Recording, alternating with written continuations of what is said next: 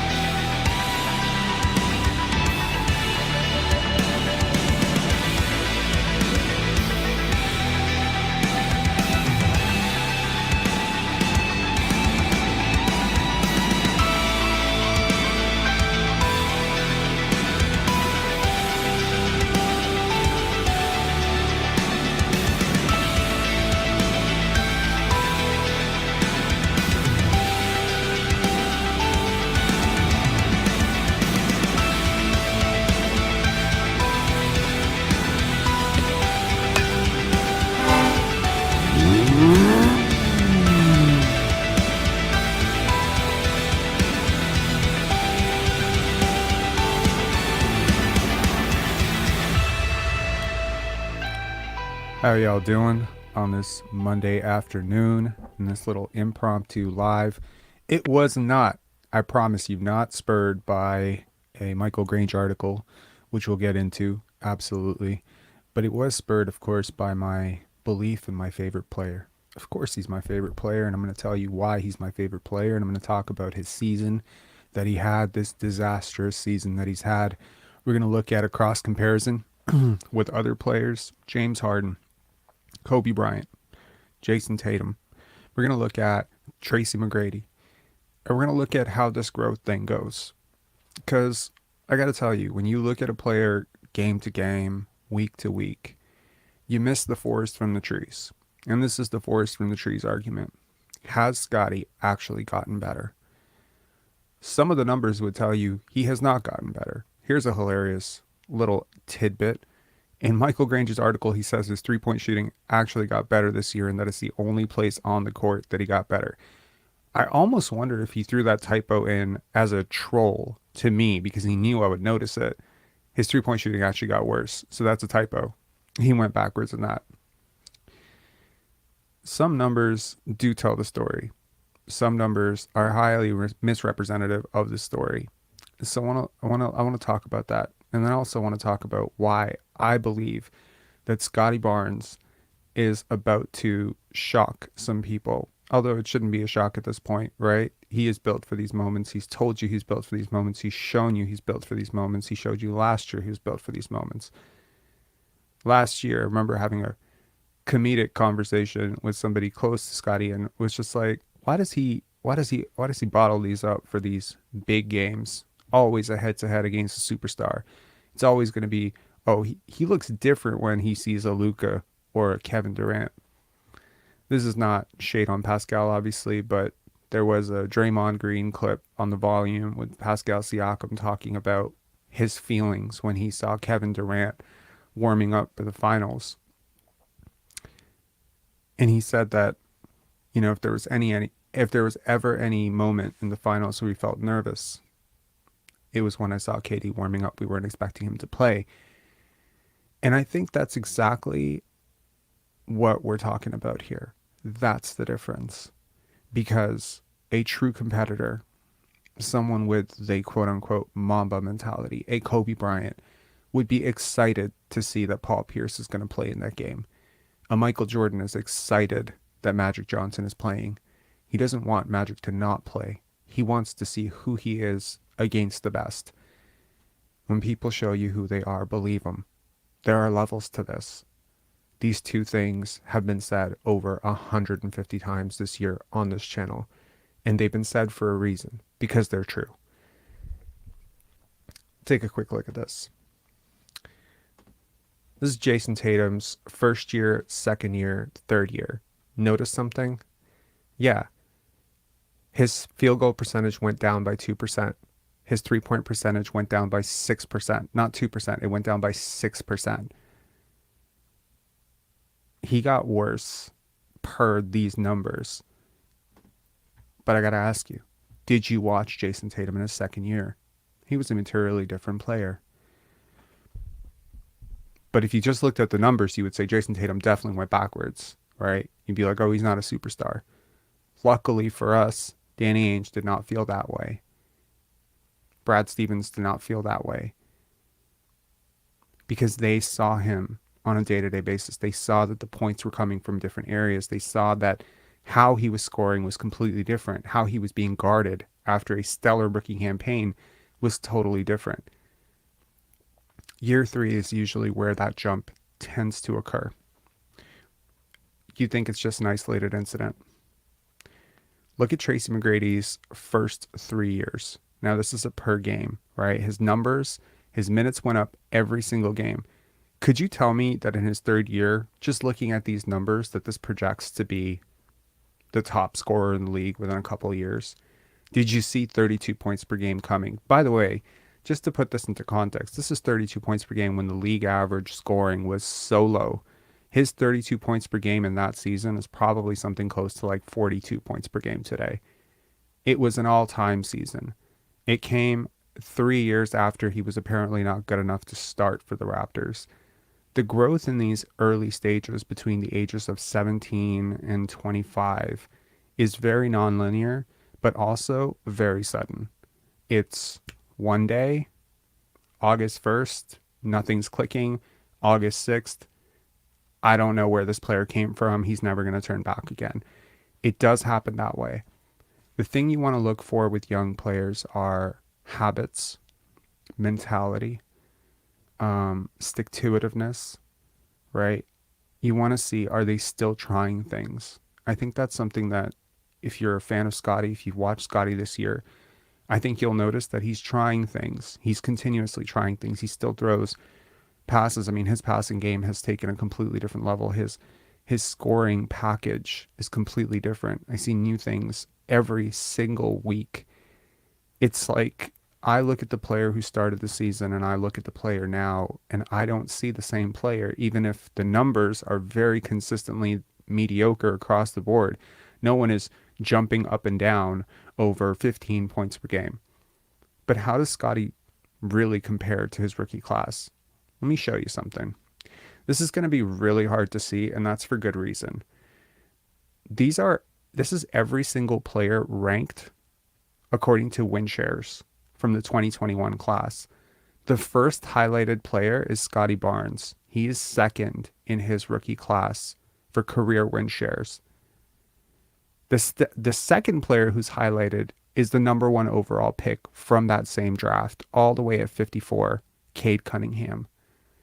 Just to put that into perspective, Cade Cunningham still has not registered a single win share. He is negative. To anyone who understands analytics, you'll understand just how crazy that is. And yet, I want to tell you something very clearly.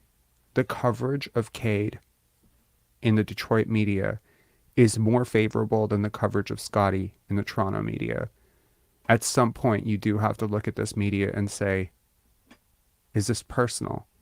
Are you weird? Do you not understand basketball? Are you not following the rest of the league? Oh, you think it's just Cade. You think I'm cherry picking because he's really had a disastrous season. He wasn't healthy this year. He had injury issues starting last year. Maybe it's just Cade. It's not just Cade. Here is Scottie in terms of value of a replacement. Once again, second in his rookie class, career value of a replacement, 0.5 behind Evan Mobley.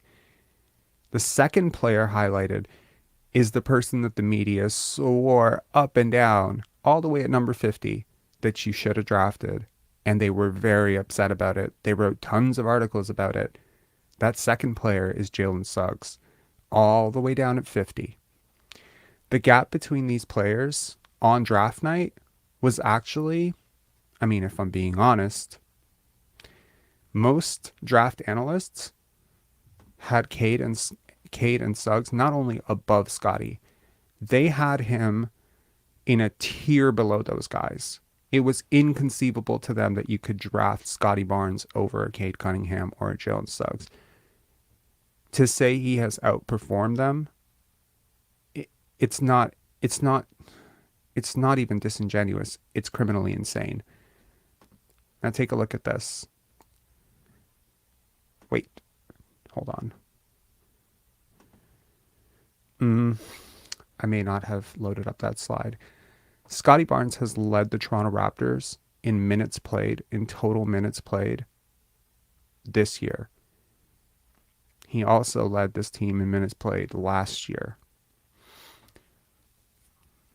Now, I can't tell you how much work was put in by all the other Raptors in the offseason. I can only tell you how much work Scottie put in the offseason. And I got to tell you, coming into the season, I was very worried. And when he came up limping in Miami and he twisted his ankle, my immediate concern was, oh no. Because I don't know if you realize this, but injuries have become a bit of an issue in the NBA. They've been an issue all year. Okay. There were certain games this year where there were over 95 players who were either inactive due to injury or game time decisions. 95 in a league that has 450 players. We are not that far removed. About 20 years ago, it was not uncommon for superstars to play 82 games. Not uncommon at all. It was actually somewhat absurd. Sometimes you would look at someone's career and it would be 82 games played, 82 games played, 77 games played, 82 games played. Those days are gone. Why? Why is this happening? Well, I think we have to consider AAU. I think we have to consider the pace of the game. I think we have to consider the load of all the switching that's going on. I mean, this isn't, you're grinded out, 95, 89, 78, 82 type games. The more times you have to shift ends, the more you have to run in transition, the more you have to switch. Everything's switch heavy now. You have to look at the physical load that is being put on the bodies of these athletes. The smartest athletes are the ones that pace themselves. They're not sprinting through the entire regular season and then burning out in the playoffs. We saw this over and over and over again. You look at a guy like Kawhi. Did you see the version of defense that he played on Giannis at any point, like in the conference finals for the Raptors against the Bucks, when the stakes got really high and the Raptors got down 2-0 and they're on the brinks of going down 0-3? Did you see Kawhi really dial up the aggression on defense in a way you had not seen all year? Because I tell you, it wasn't talked about very much, but Kawhi really mailed it in on defense for most of the year. He was not great. I mean, he was still way, way, way better than DeMar, and he was still way better than the average defender, but he was not a DPOY type of defender for the Raptors. Why? Why not go out and kill yourself in every possession? Why not go and exert yourself? Why not go balls out against Charlotte? Why not sprint every possession? Because it's not realistic. It's not realistic. This fan base has become so accustomed to these second round, late first round grind for every second. And this is no shade against those players. I respect the hustle. But if you're a top tier superstar, like a Vince Carter in his prime, like a Kawhi Leonard, you do not go all balls out all the time. And that's why you show up in the playoffs. Vince Carter was a clutch playoff performer. The series with Allen Iverson going back and forth with that dude comes to mind. He was back-to-back 50 pieces. When did you see that level of offensive execution? Vince could do whatever he wanted on the court. Sometimes he would pick and choose which day he's going to go to the basket, which day he's going to settle for some jumpers. And it drove the media here insane because they didn't understand why Vince Carter wouldn't just go into the paint over and over and over and risk injury after injury after injury. If you ride like lightning, you're going to crash like thunder. Heard that phrase before? Look at Derrick Rose. Look at Derrick Rose. There's a physical limit, okay, to what you can do on the basketball court. Last year, when I saw Scottie Barnes, that one game where he was healthy against Philadelphia 76ers, I saw him run harder than I had seen him run all year. I saw him attack gaps quicker. He just looked like there was something, like it almost looked like he was on some sort of performance enhancing shit, It was just different. He moved different. He was going up higher for rebounds. He was jumping higher. He was sliding his feet quicker. Why? It's the playoffs. It's winning time.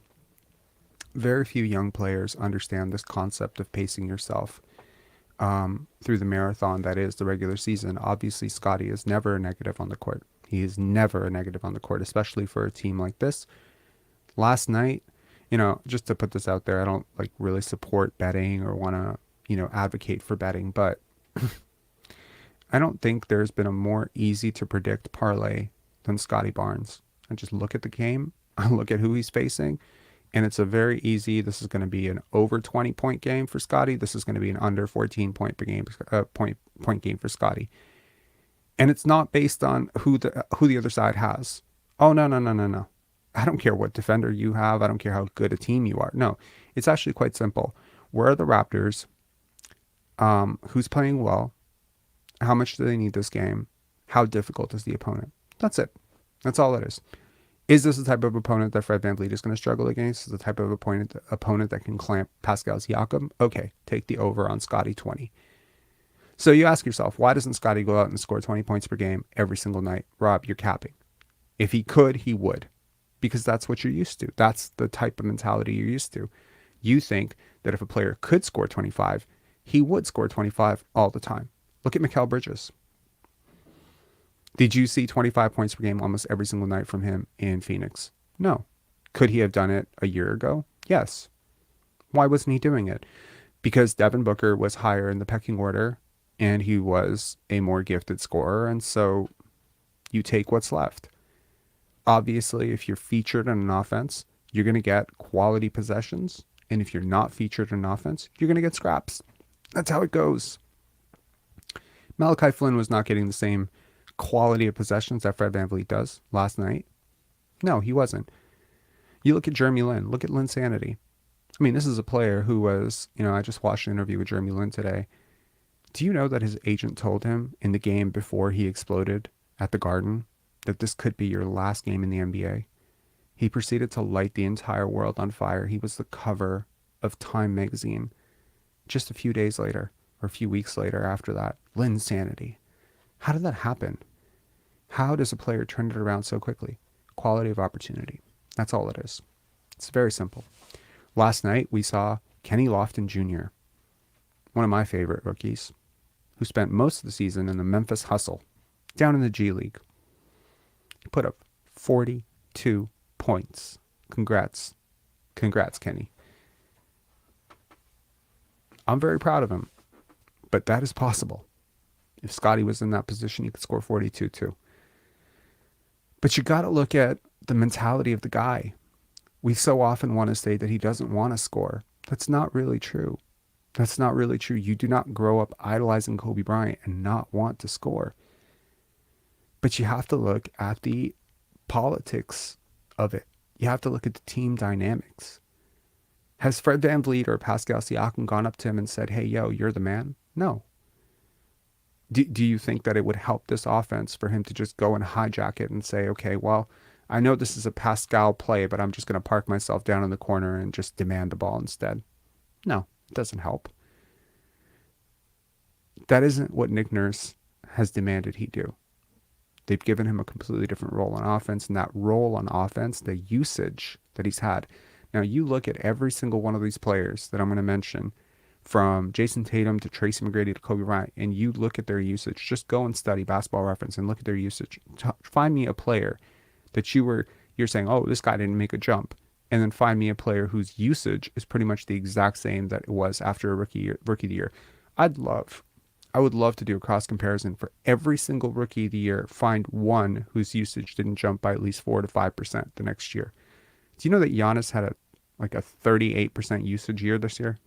Like, that's crazy amount. Like, if you have the ball a lot, you're gonna do things with the ball. You're gonna be more scoring opportunities. You're gonna get more shots. You're gonna get more assists. Your numbers are gonna look way better. But Scottie has, a long way to go as a scorer. He knows that he has teammates that are obviously looking for a contract, and so he's gonna let them eat.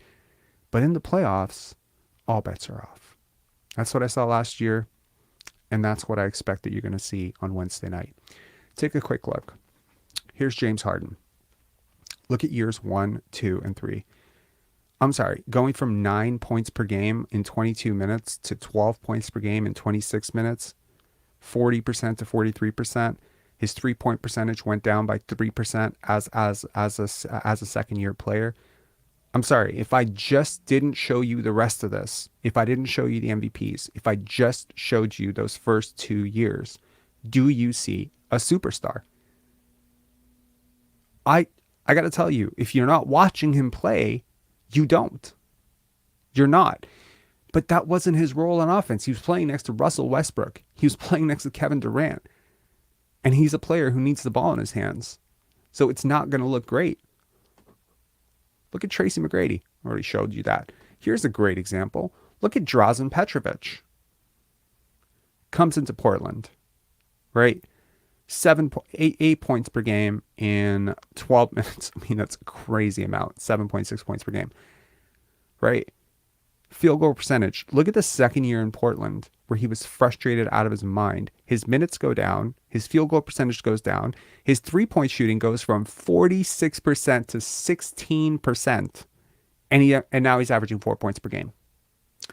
He was upset. His usage was down. He goes to New Jersey, and I tell you, Michael Jordan has said that he was one of the hardest players that he's ever guarded. Now, of course, Drazen, rest in peace. He dies, unfortunately. But if you saw Drazen in that second year in Portland, you would think he was a scrub. You would probably feel about Drazen Petrovic. I guarantee you, if I put side to side a fan from Portland, if I just went back and I said, hey, you're a fan from Portland in 1991. Come over here. Okay, you. And I put you next to you now. How they feel about Drazen back then would be less favorable and less optimistic than you probably feel right now about Malachi Flynn. Okay. My dad was a big Drazen Petrovic fan. Just throwing that out there. One of our favorite, players, born in the same country. Love Drazen Petrovic. But if you watched him in New Jersey when he got traded and he was given that expanded role, it was like, where was this player in Portland? I'm sure Portland was wondering, where the hell was this player? Opportunity. Unless, of course, you're going to tell me that the guy who was scoring over 100 points in Europe suddenly forgot how to score. But that's not really what happened, right? And the very next year, he's averaging 20 points per game. He's a Hall of Famer. He's a Hall of Famer. is a Hall of Famer who was coming off the bench averaging 4 points per game in his prime. What's the point of all of this? Sorry, there's 62 comments. Let me get to some of these. Oh no. Oh no. Sorry. I'm seeing you guys quoting somebody that is just... Yeah, you're high, man. Like, you, honestly... Okay.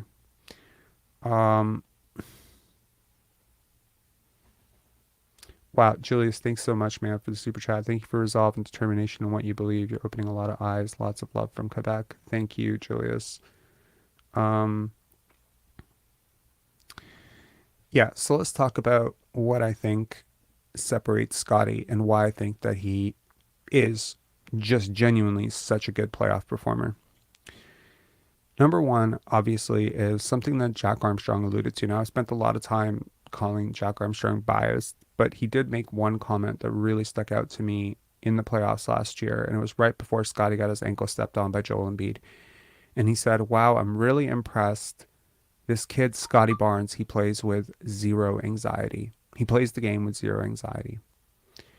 You know, as I recall Kobe Bryant airballing threes in the playoffs, I remember feeling the same way about him. And this was back, I think, in 97, 98. And I remember thinking to myself, after every single miss, his reaction doesn't change. He doesn't seem to be down on himself. He's not up on himself. He's just plays the game with no anxiety. I felt the same way about Kawhi. You know, I remember him early in his Spurs career, and he was just so stoic. He would make a shot. There was no reaction. He'd miss a shot. There was really no reaction. He wasn't a front runner. He didn't look defeated when he had like 2 for 8. He didn't look really high up when he was 6 for 8. It was just next play mentality. If you had told me that that kid, Kawhi Leonard, out of San Diego State, when I was watching with the Aztecs, when I was watching him as a corner shooter and a, you know, sort of a Bruce Bowen replacement, which is, you know, what he was billed as. As a San Antonio fan, I obviously was very invested in Kawhi's growth and trajectory, and I watched a lot of him early on.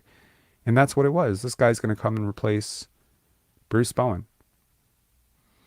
I don't think anyone ever thought that he was going to eventually replace Tim Duncan. But that's what he ended up doing. Because you see some people, it doesn't seem obvious at first, right? His scoring package wasn't there in the beginning. His moves were somewhat robotic. But he found space. Time and time again, when I see Scottie Barnes score, it doesn't feel like anyone is really that close to him. It doesn't feel like it's very hard for him to score. When he wants to score, he can score. Bump, shoulder, grind, you know, turn, boom, empty. He's open, wide open. You know, little spin, little dip of the shoulder, boom, open. Little shoulder, 1 step, 2 step, hezzy, step back, open. He's always open.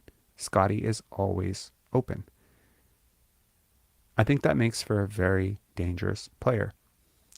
In terms of growth that I've seen from him this year, well, let's see. I saw him put this team on his back in what felt like six games. There was the Brooklyn game, there was the Dallas game, there was the Atlanta game, there was the Philly game. It just happened over and over and over that this team would get down. He was kind of having a rough game, and suddenly the fourth quarter hits, and it's just all bets are off. It's a completely different game. And I'm just reminded in those moments that he really could do it. There's nothing, you know, mentally. If he came into next season and someone put it into his head and they said, Scottie, scoring 25 points per game this season is the most important thing in the world. Winning is secondary. Your teammates being happy is secondary. Your coach being happy is everything is secondary to scoring 25 points. Go out and score 25 points every single game. He could do it. I assure you he could do it. If you give him the same number of opportunities you're giving some of your top usage guys on this team like Fred and Pascal, if you said, hey, go and do this, I don't think you'd be that much worse off. I don't think he would be that much worse off. And I definitely think he could average 24, 25 points per game. These high leverage moments come down to space creation, IQ, and anxiety. They come down to controlling your nerves. As I was listening to that Jeremy Lin interview, he talked about how he would have pre-game anxiety before every single game, and how he felt that he had pretty much sabotaged himself his entire rookie season by playing with so many nerves. As someone who had a lot of pre-game anxiety myself, I have a lot of empathy for that, and I understand people like Pascal. I understand people who shrink in big moments. I definitely do, because I never felt very because and I want to try to understand where this comes from, and I think it comes from fear. Anxiety and fear are super linked. That mentality of being able to take a shot because someone says you're supposed to take the shot is not really it. The mentality is, how quickly is your brain moving? How hard is your heart pumping when you take that shot? Look at it. Look at Chris Webber. Look at his entire career. Over and over and over. Big moment after big moment after big moment. Why do some people just not come through in these moments? You look at Carmelo Anthony, complete opposite. You need a bucket down the stretch, Melo is your man. He may not take the most efficient shots throughout the game, but if you need a big one down the stretch, it's not irrational confidence. It's a complete inner calm. I think Scottie realizes that Wednesday is a really big game. I understand it's do or die, and I'm sure he does too. But here's why you should be really excited. Number one, for all the claims that he has not grown this year, I assure you he has. Whatever you saw in last year's playoffs, in a 7-game series, hobbling on one ankle after he came back in game 4, helped the team push the series all the way to 6. He was a very big, part of it. He rebounded. He did his best, with what he could do. Obviously, his ankle was compromised. He did not feel right. And many times this year, he's played through aches and pains. He's played through sore wrist. He's played through tendonitis. He's played through an ankle sprain. I have seen this guy fall down, step on someone's foot, run to the locker room as if he got shot, and come back into the game a minute later. Obviously, he has a crazy pain tolerance. You should be excited because he said in that interview that he feels good right now. And I don't think he's lying. He's taken it kind of soft the last week and a half. I think he was kind of like, okay, we're in the play-in no matter what.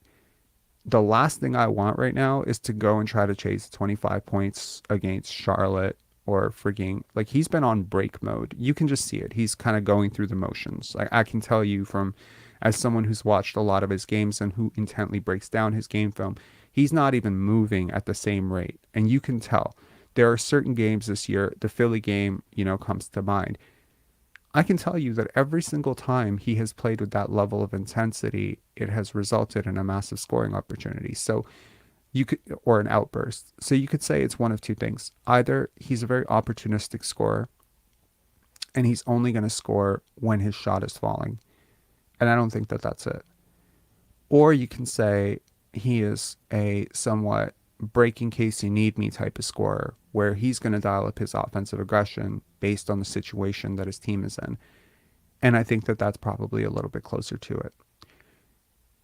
I assume that he knows, based on how he's talked about it in the past, that his teammates are probably not really built for these moments, that a lot of them have come up short. And I'm sure that in the first quarter, you'll see a lot of Pascal Siakam touches and a lot of Fred VanVleet shots. And if they're going in, great. No problem. If the Raptors build up a really big lead early, no problem. I don't expect Scottie to score more than 12 points in that game if everything is clicking for those guys. And I'm sure at that point, Michael Grange can write his article saying, see, everyone said Scottie was this big-time playoff performer, and he ended up scoring 5 points or 10 points.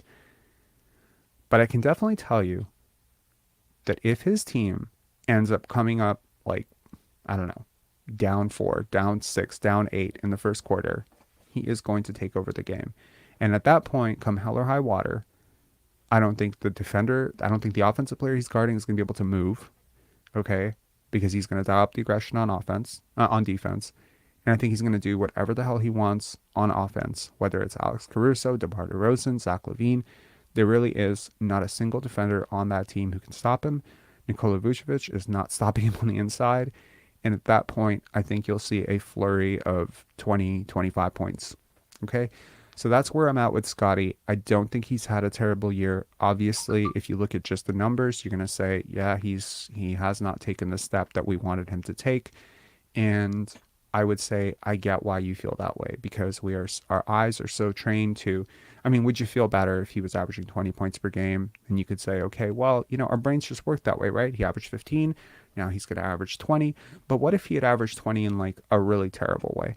What if he'd averaged 20 and it cost the team because suddenly, Pascal and Fred are not getting their touches and they're more upset, and then they don't play defense, and the team is even more disconnected because there are certainly nights where he definitely needed to play connector because no one else was going to do it. There were certainly nights where he needed to be the guy to take 9 shots because everyone else wanted to take 20. This is a new season. Now, sure, there's a part of me that is secretly hoping that this team completely fizzles out, gets a lottery pick, takes their 1.82% whatever odds into the Wemby sweepstakes, allows the Chicago Bulls to go forward and, c'est la vie. But there's also a part of me that realizes that there's a reason why I'm such a huge Scottie Barnes fan. And it's the same reason that I'm a huge John Morant fan. It's a huge reason why I was a huge Vince fan, a big Kobe fan, a big Kevin Durant fan. Every single player I've ever really been a fan of follows they have something very big in common. They show up when it matters. They're not front runners. They dial up the intensity when their team needs them. So,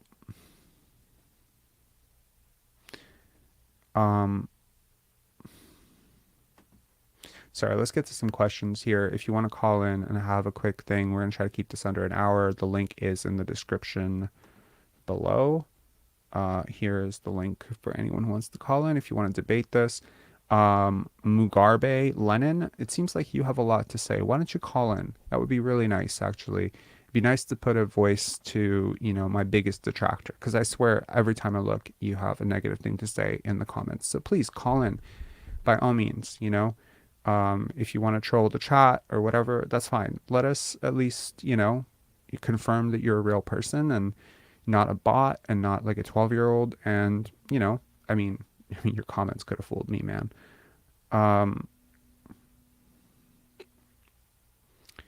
Let's respond to some questions.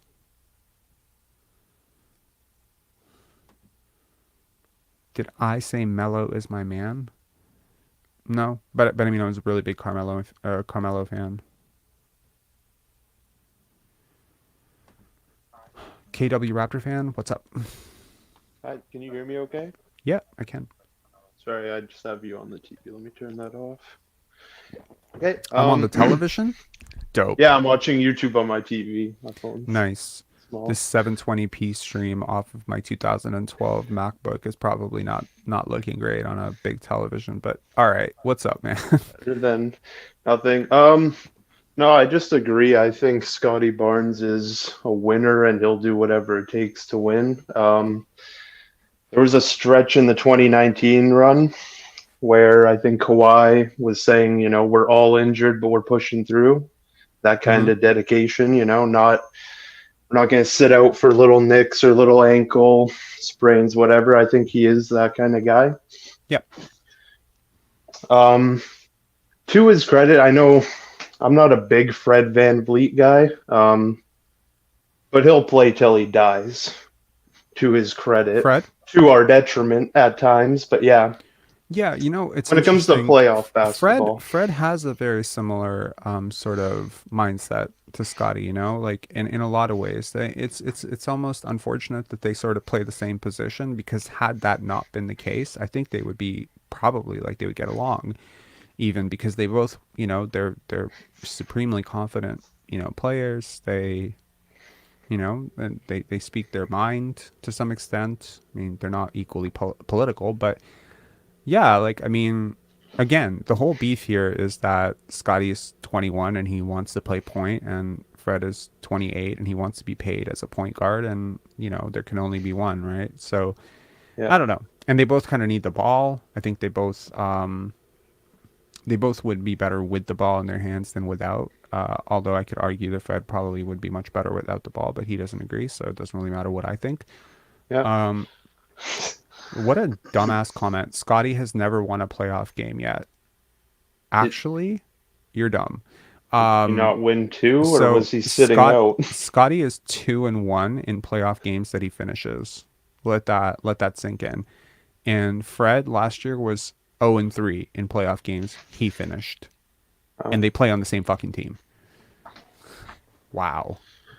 That's yeah. Sorry, going back to Scottie Barnes and the defense, there was a few games pretty early on in the season where he was picking up Trae Young, Luka Doncic, full court, just harassing them up the court. There was times they wouldn't even dribble it up just because he was there. I would love to see that again against the Bulls, against the Hawks. Should we Right. play them? Right. I mean, look, like the player he was in Florida State, some of the things he's doing right now, he couldn't even dream of doing some of those things in Florida State. 5 threes in a game, like pulling up from like frigging, 27, 28 feet off the dribble, off the hezzy pull up. Like I haven't seen anything like this even remotely from him prior to this summer. This is all new, all of it. And I will be the first person to agree that his skills development is further behind than any of those players that I just referenced, from James Harden to, I mean, the closest really in terms of skill development in him is Tracy. That's probably the closest. I remember Tracy Tracy McGrady, McGrady? in his second year. And ironically, Jack Armstrong has also made this comparison between the two players as well, where Tracy, in his second year, I remember this game where he had this pull-up from the free throw line in transition.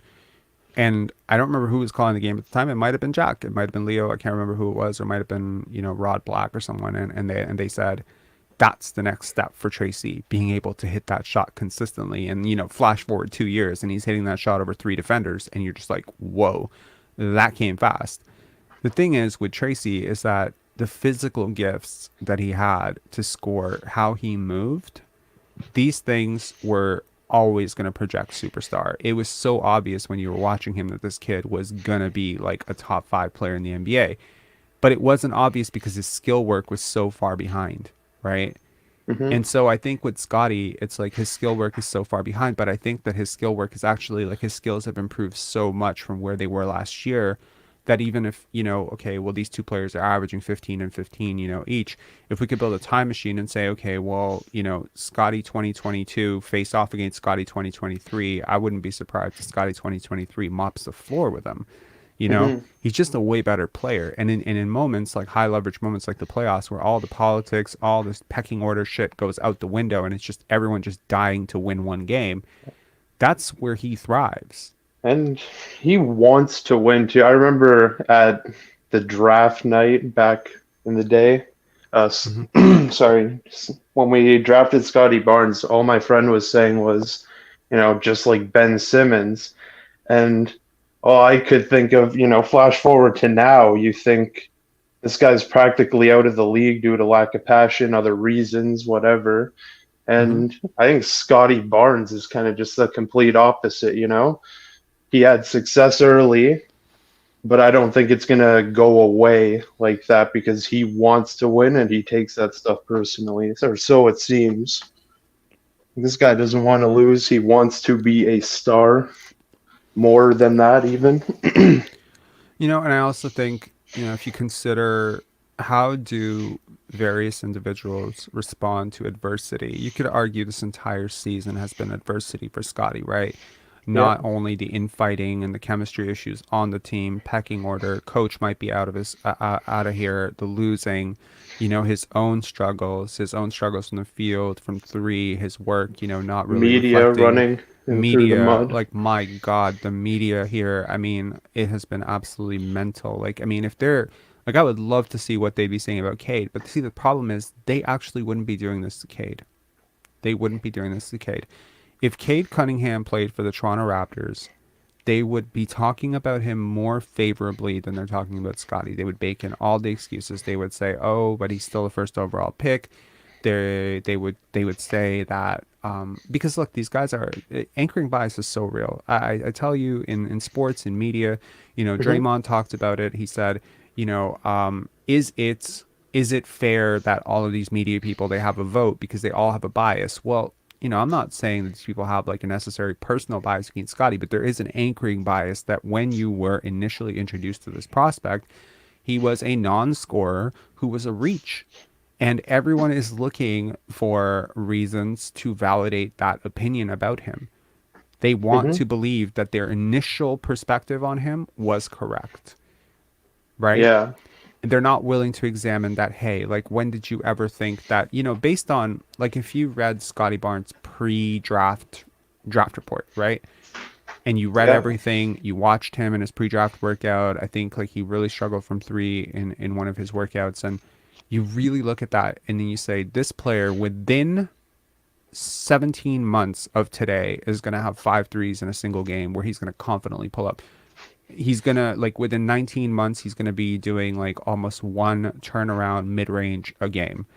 He's going to become one of the best fourth quarter scorers in the league. He's going to have like a 52%, well above league average, 14% above league average, clutch squared percentage in fourth quarter after fourth quarter. And he's going to lead like 4 or 5 comebacks against really good teams. He's going to average his 10 best games. Imagine if I had told you when he was drafted, like, just imagine, just put yourself back on draft night. Yeah. Let's try this. Okay. Scottie Barnes, second year, his 10 best games are going to come, 10 top scoring games are going to be 27.5 points per game against an average win percentage of 55%. The Raptors are a 50% win team, right? They're 41-41. So a better team than we are. So against better teams. 27 points, you'd be like, wow, that's great. I mean, if you take out like the 10, 12, 13, 14 stinkers, I mean, the percentages go up like way. There's like 18 points per game. The highs and the lows are so extreme with Scottie, and that's the truth with all young players. And consistency is definitely, you could say, a big thing for young players. But in most cases, high rate prospects do have a consistent role in the offense. Jalen Green has 25 shots whenever the hell he wants. Cade Cunningham has the pick of the offense. Paolo Banchero, Franz Wagner. These guys have all been given, like, Evan Mobley, Scottie Barnes. It's a little bit different, and I do think with Evan, it's definitely different because he's the receiver of creators, whereas Scottie is given an inconsistent role on offense time and time again as a creator. So, and I also think he has a really hard job on defense. So yeah, this is not making excuses. He definitely hasn't had the season that I would expect, but having a season that's great versus becoming way better are two different things, in my opinion. It's very possible for a really great player or a really good player to have an off season. It does happen. Yeah. Very much. I guess just finishing thought, I really would prefer to see them just give him the reins of the offense. I mean, even if we lose, if he's the focal point or if he can do what he wants to do, initiate offense, stuff like that, ball in his hand. Even if he fails, I think it's more valuable experience down the line and something to build on. Whereas if it's just Siakam isolation, Fred deep threes, stuff like that. Right. We're not building to anything. There's no moral victory, whether it was competitive or not, Right. That's just my opinion. I think OG and Scottie are going to have big playoff performances should we win the play-in, which I believe we will. Right. So, Those are two guys I'm looking forward to seeing. That's I basically think it. I definitely think OG is built for those tough moments, and I don't expect that. I think defensively, he and Scotty, unless they get into foul trouble, are going to be a lot of trouble. I mean, if I'm the Chicago Bulls right now, I am not looking forward to this game. And I was racking my brain to think like, have I ever seen a ninth seed that I'd be this afraid of if I was the opposing team?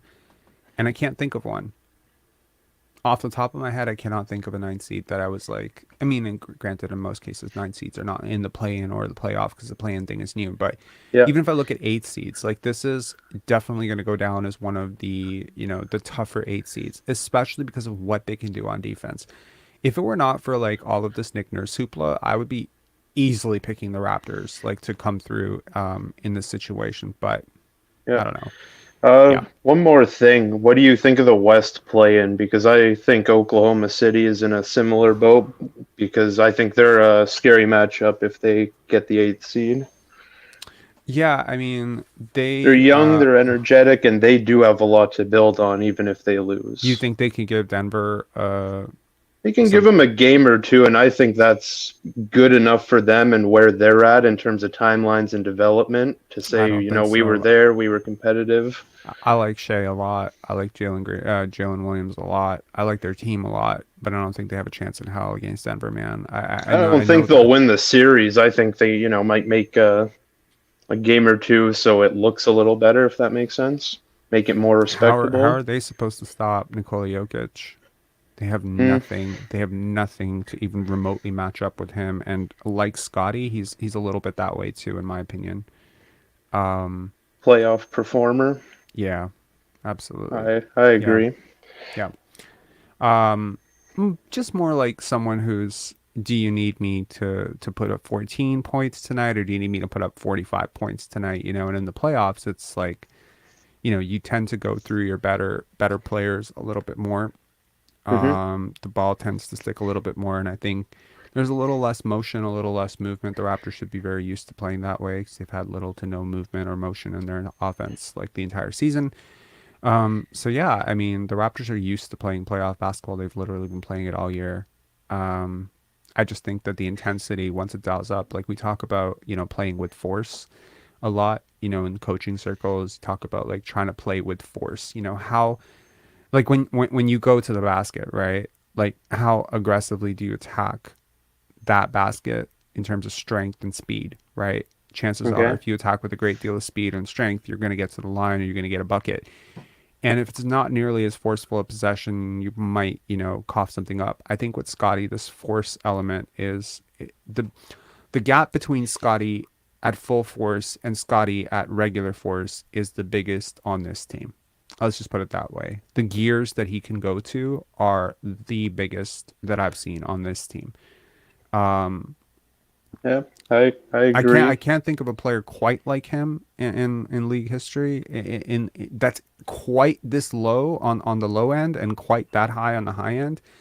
But if you told me he averaged 25 points per game for the entire series against the Bucks and the Raptors walked the Atlanta Hawks and the Chicago Bulls, I would tell you that's what he was supposed to do.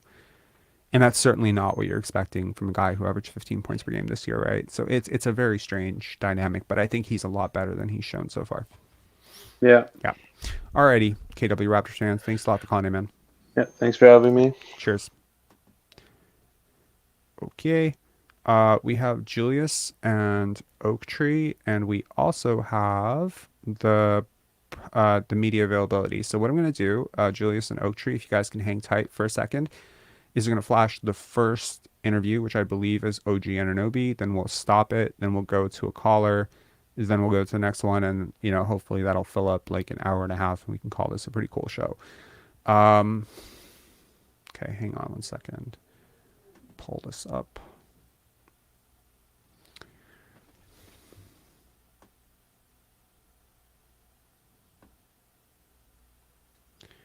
Apologies, guys. Okie doke. You guys were really Oh, never mind. It's Fred. during the season series with these guys, but the biggest thing is probably limiting his attempts. For a player player that's so good at getting into his spots and getting his shot off, how tough is that to do? Get ball out of his hands. Yeah, I mean, it's real tough.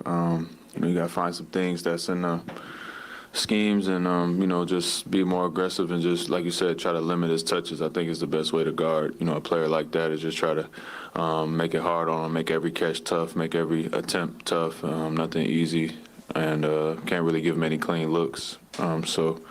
Yeah, we got our work cut out for us, but, I think, having OG helps and just having a back line that we can keep funneling guys and just trying to make it tough on them.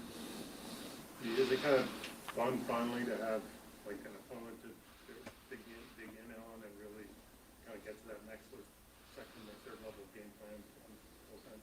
Yeah, I think it should bode well for us to just be able to lock into one thing and have a couple days and let the coaches come up with the schemes and the game plans, and we just try to go out and execute as best we can. So it's not exactly the playoffs, but a similar type of preparation. Getting ready for win or go home. I mean, that was always when you guys have been good in the past, you really adapt that digging in on teams and personnel is a little different. Do you feel like a lot of those things are still part of your makeup, your characters? Yeah, I mean, I think our coaching staff is, on the top in the league in terms of preparation and game planning and just finding different things, having adjustments ready on the fly. So you got to give them a ton of credit for that. It's up to us to go out there and try to execute, as best we can. So looking forward to it. Should be a fun one. Brad, when you look at the way the play is structured, is Wednesday and then potentially Friday and potentially Sunday, what are going to be the keys in terms of that quick turnaround and that kind of game schedule? Just win on Wednesday. But I think a couple of really good defensive guards in Caruso and Beverly.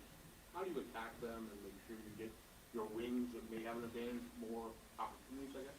Yeah, I think, the game will flow however it's going to flow. I think there's definitely opportunities for us with some mismatches on size in terms of, down in the post. We've had some success over the years. Yeah, they're going to throw different things. I mean, they're preparing for us as well. So they got, two of the better on-ball defenders in our league, and Caruso and Pat Bev. So obviously they present a challenge there, but we got, some big wings that could finish in the paint and, make things tough. So it'll be a fun little chess match to see, where we can be effective at. But, it's something that we're looking at for sure. You'll throw a couple of big wings that can handle the ball, but you play off you and whoever else out there. That's got to be an advantage, not having those on-ball defenders defending the ball. Yeah, I think, again, we'll see how. I think all of our games with them this year have been a little different. We had a different team. They had a different team. It was a back-to-back one time. So the last time we played, it was, back and forth pretty much the whole game. So, yeah, we'll see how it plays out. And, again, you take whatever the defense gives and see how they come out and the way that they want to guard, and we'll have to adjust to that. Levine's been pretty ridiculous since the All-Star break. You got a lot of reps against him during the year. What's like step 1 and 2 for limiting what you can get? Yeah, I think, again, similar to DeMar in terms of just, try not to let him catch it, right? It's the way he shoots and his athleticism, getting downhill, getting to the paint. Just try to make it tough on him, make it uncomfortable, and show him multiple bodies, show different defenders, and just having the help ready to go. So, those two guys you don't really guard with just one person. It takes a, 5-man group, and, see what we come up with here in the next couple of days. But definitely, I think limited touches and attempts is, your best way to start on those guys. It's been a while since you had like a winner-go-home game, especially here in Toronto. But It's been a while since you've had a winner-go-home game in Toronto. Sorry, I'm trying to Yeah, repeat like I said, that. it should be crazy, man. It should be really fun atmosphere. This type of time of the year and these type of circumstances, I think brings the best out of our crowd, and having that home court advantage has been one of the more special places to play in the NBA over the last decade. So, especially around this time of year, it's just up to us to go out there and give them something to cheer about, and hopefully we can use that to our advantage.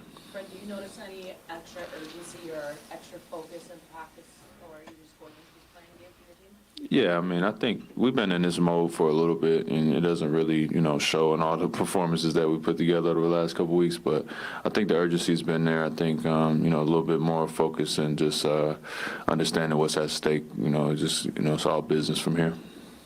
How do you feel physically compared to this time last year? You talked about how you wanted to do things differently with your body this year. Obviously, there's no serious injury, but how are things physically? Yeah, I'm in a good place. I'm in a pretty good place. I think last year was a little bit, of a mismanagement on my part. Like we've talked about that 1,000 times, but I think, right now I feel good about where I am. I think if you don't have any bumps and bruises at this time of year, you probably haven't been playing or playing very hard. So definitely, nobody's 100% at this time of the year, but I'm feeling good going into, this last push for us.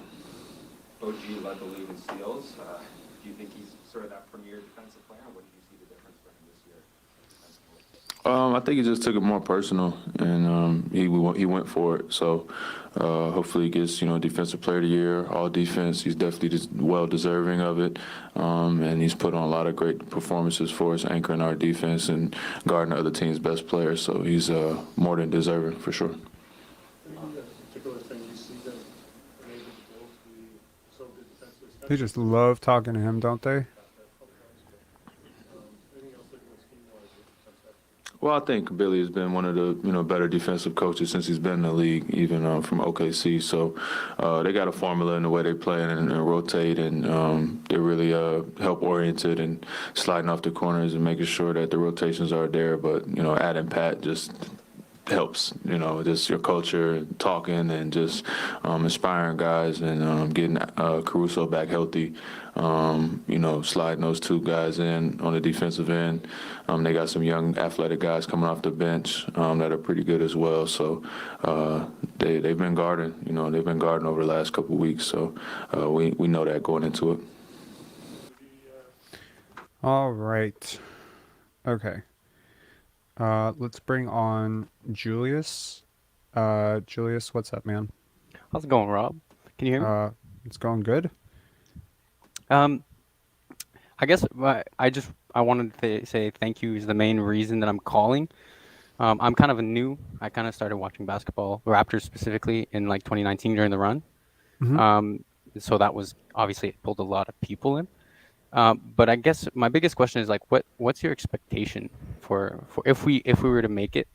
What is the expectation, and like, do you have goals specific in mind that we're looking for Scottie to achieve, or what's kind of your thoughts on that? In the play-in or the playoffs specifically? Yes, exactly. For this year, for like, I'm not even thinking about next year's a whole another probably story, but for the playoffs, and like if we were to make it in, what are some goals that we're looking for Scottie? So I feel like last year we were teased momentarily in the playoffs with Scottie in Game 1. I saw a completely different beast. I saw a guy who was probably going to build on that performance from there. I saw a guy who was probably going to have a 20 rebound game at some point, something crazy. And I think it would have really changed the expectations and the story around his season. It would not only be, oh, he won Rookie of the Year, but also, look at this guy. He put up like these monstrous numbers. He was like the best player in a series against Joel Embiid. But that didn't happen. And I was like what Fred was saying here about pacing himself and being healthy at the right time. I was really hoping that Scottie would do the same thing. And I'm really happy that even though After I'm going not 20 for 20 against Charlotte. Right, exactly. So yeah, I mean, I'm happy that Fred took the day off yesterday, and Scottie played the game, but he might as well have taken the day off too. I mean, like, he didn't really do a hell of a lot. He wasn't guarding super hard. He was just kind of there. He was there to facilitate. He was there to sort of stabilize the offense, set up the offense. But you didn't see him like doing anything crazy. He got a dunk off for the fans, who were in attendance, and you almost got to respect him for it, because, to the fans who paid, $180 to $250 to come and watch the Raptors, they certainly, I'm sure, if I could talk to all of them, I'm sure they appreciated that he played, because they probably came to watch the Raptors, not the 905, Yeah. So at the same time, I feel like the way he was playing, it just looked like he was trying to get everybody else looks and touches, and like Exactly. he, He's the last very thing he wanted mindful. was to get. The last thing he was thinking about was, oh, I got to get 15 and 10 and 10. You know, like he wasn't. He was there to help everybody else, and Exactly. make sure that he. The amount of times they gave Joe a shot, and like I felt so, I wanted so many of those threes to go in. Like Me so, too. that shot looks so good. Like I'm new, so like my opinion is worth fuck all. So You know what? As you're talking, the first thought that I had was if we could replace Michael Grange with you and just gave you that gig for a couple of months, I think the content creation for Sportsnet would get immediately better. So kudos to you. I appreciate Number one for, coming in here and being like, hey, I'm new to this. My opinion doesn't mean a lot. In my experience, I got to tell you, I talk to a lot of people who are great at what they do, and their mentality is almost always similar. Talk to this dude, the guy behind Goat, the channel Goateology that I keep shouting out. Yep. For good Talking reason. to this guy, right? And I'm like, this guy's content is so incredible. And this just to let you guys know, his little Scottie Barnes video, that little thing initially when I shouted it out, I'm like, yo, check out this channel. It's got 500 views on this video. It's really good. It's got 25,000 views now, man. It's It should have like blowing 100,000, up. if not more. And I swear if you got this guy in a private conversation, you'd be like, hey, like you're awesome. Like you might be the best Raptors content creator to come around in a really long time. And he's just like, yeah, I'm just learning, man. I'm just learning. I'm trying to edit. And this is how you know he's going to grow. This is how you know he's going to be good. Yeah. Because he's got that beginner's mindset, so this mentality holds true across. And as you were talking, I was just like, this guy's, he's new to basketball. He's been watching basketball for 3 years. Probably understands basketball better than half the people who cover this fucking team. I don't Anyways, know about all that. I mean, But in all what sincerity, I like, can say is that there's been a clear difference, like even last year, but this year was like I'm half the games I'm literally shaking my head because I'm in disbelief at how badly and how and I was even ranting to this to my brothers, like it's been iso ball for Pascal and Freddie all year, like it's just it's annoying to watch. It's not fun. I do not like it. I watch it because I love the Raptors. I love the young guys. But that's if we were not going to do well, like in my mind, we should have just given the reins to the young guys, right? So like even if it's, to me, it should have been like, and I was saying this to my brother. I think pecking order for me this year, and this is only because I feel like Scottie's still maybe a little bit too young to fully take the reins. But I feel like the pecking order this year should have been like, let me bring up. It should have been Pascal, Scottie, OG. yeah, or like I would have maybe switched OG and Scottie because I feel like but I definitely put Scottie minimum at no And lower than instead, third. it's sort of been Pascal, Fred, Gary, OG, Scottie, or Exactly. Scottie, OG, and that sort of And Gary Fred should have jump. been that's what I'm saying to my brother. Fred is at best a fourth option, at best a third option, but realistically he's a fourth, right? Right. So And he's that's the more or way I less see made it. himself second, and I appreciate that, and I Yeah. totally understand that, and he's not stupid, like he hopefully is not thinking of going out tomorrow or on Wednesday and taking like 35 shots. And you know what? In all fairness, in his defense, what I just heard from him is about the most remarkably coherent, leveled, balanced I've heard him all year. Agreed. So hopefully the communication has been clear to him about what his role is going to be in the offense, hopefully going forward. And learn the lessons from all the tough games you've played that you just you haven't really performed well in these high leverage moments, and maybe this do or die situation is not, because you got to look at it from his perspective too. I mean, going out and going 2 for 20 and getting bounced, I mean, the narrative on that would be just crazy. He's so much better At off the just same time, playing a sort of tertiary role. His numbers are what they are. He's already padded his numbers. They're fine, at the same time, I feel like that's what he needs, to be humbled. Like that's straight up what he needs. He needs to be humbled, straight up, full stop. Hopefully this season has humbled him plenty, I doubt it, but we will see. Anyways, any final thoughts?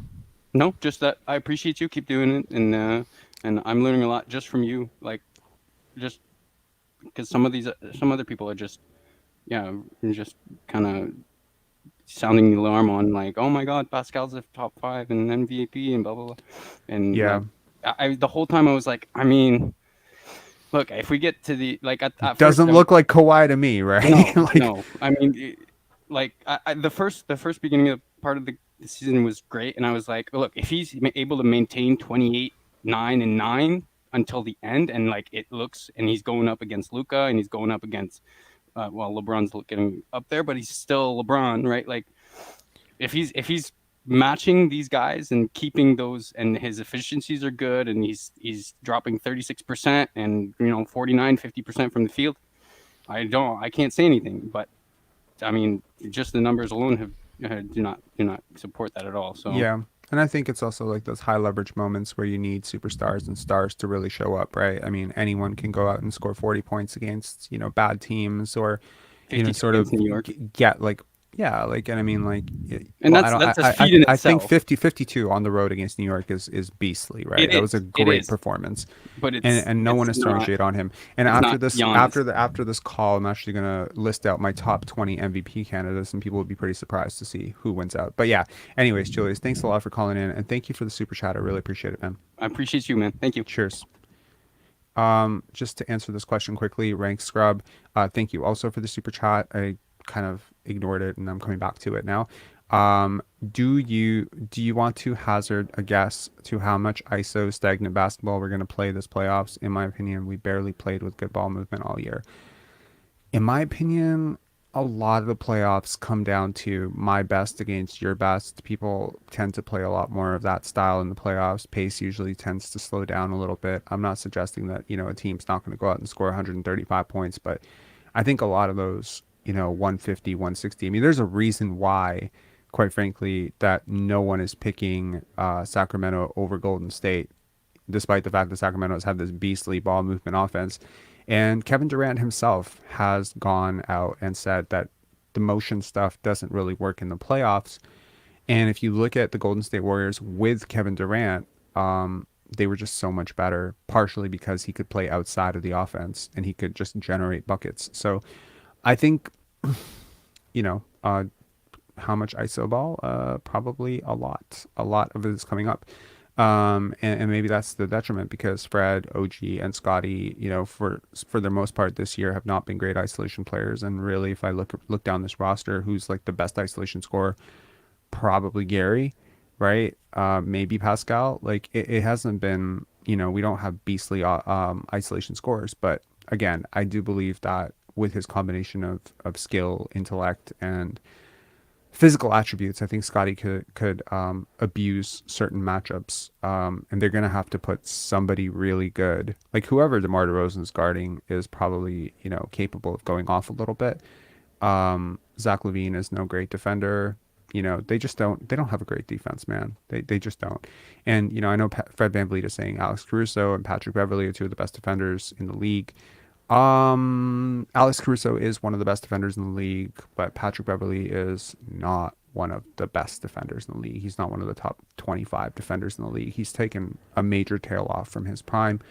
So I don't think that, I mean, he's pesky, he's annoying, he's feisty, he's energetic, but he's not overly effective to the degree that he was before. So I expect, and Kobe White, there's a lot of pylons on this team, man. A lot of guys who they don't get back in transition. They don't switch very well. They're not overly long. Even a guy like Patrick Williams has not been beastly on defense, So I look at a team like Chicago and I say, if there was ever a team that was just built to be bounced, it's these guys. I understand that Zach LaVine and DeMar DeRozan carry with them a bit of a fear factor of like, these are established names. These are, highly paid guys in the league. But again, on the road, defense, rebounding, carries. And yeah, as long as Jakob Poeltl can keep Nikola Vucevic at bay, keep him from abusing this team on the glass, I think the Raptors are faster. I think they can play a lot faster than the Bulls can. I think they can switch better than the Bulls can. So yeah, let's bring on... Let me bring on Louis Notes real quick, and then we'll get to Oak Tree, and then we'll get to the final. Here I am. Big Rob. What's up, man? Not much. Just listening to the show. I see you're still taking the same take as yesterday. You think we have this with Chicago? You have this in the bag. I do. Do I you, think I'm more or less like this. The show was more about reflecting on Scottie's season. I was looking at cross comparisons with Kobe, T Mac, Jason Tatum earlier in the season, and just kind of looking like do the numbers always reflect? You know what I mean? Like if you look at yep, second year James Harden or second year Jason Tatum, you see MVP, right? Because you don't. yep. But the growth is always, it's going to be bumpy. Sometimes it's going to be nonlinear, especially when you don't have an offense just built around you like a Jalen Green or a Kate Cunningham. So you're thinking of Scotty having a big game, big game, big game. What does a big game consist of? You like points wise, or it's an all around big game? And a I see W. I see impact as a big game. So his game, a big game from Scotty could look, one of 3 or 4 ways. It could either be like 20 points, 10, 12 assists, 15 rebounds. That could be a big game. Another big game from him could be 32 points, 7 assists, 5 rebounds. That could be a big game. He can really do it in multiple ways. It's really going to be however the ball is going to go. It could be, a 12 point, 18 assist game. I just mean like he's going to be very present in the offense, and I expect him, like sometimes you watch this year and he's just kind of floating a little bit. And I Oh, for think sure. people have been very critical of that. He's just kind of setting a screen and then kind of getting out of the way. But it's like you can't have everyone demanding the ball all at once. The offense has to breathe. There has to be someone willing to kind of be off. When you look at the Golden State Warriors offense, right? You have Clay coming off a screen, you have Steph initiating, or you have Draymond initiating. What's Kevon Looney doing there? Is he standing in the post demanding the ball? Is he dribbling the ball? No. Someone's got to do that. They got to Yeah. do that. And if they don't do that, then your offense doesn't work. So I think is like, with Jakob now in the paint, someone is there to do that. And I think Scotty can be more free to beast. And I think I've seen moments where Siakam and Fred and OG can also fall back to supporting roles. I've seen them do it. And, when I look at games like Brooklyn, where he kind of took over in the fourth quarter, when I look at Milwaukee, there were times where Fred was setting screens for Scotty. Like, damn, when did I see that before? So I think this team knows where to go in the crunch. But the problem is you go down, 8, 10 points in the first quarter, the whole game is crunch time. You know what I mean? Because it can get away from you fast. Like you start letting the team go up like 20, 22 points, like you not coming back.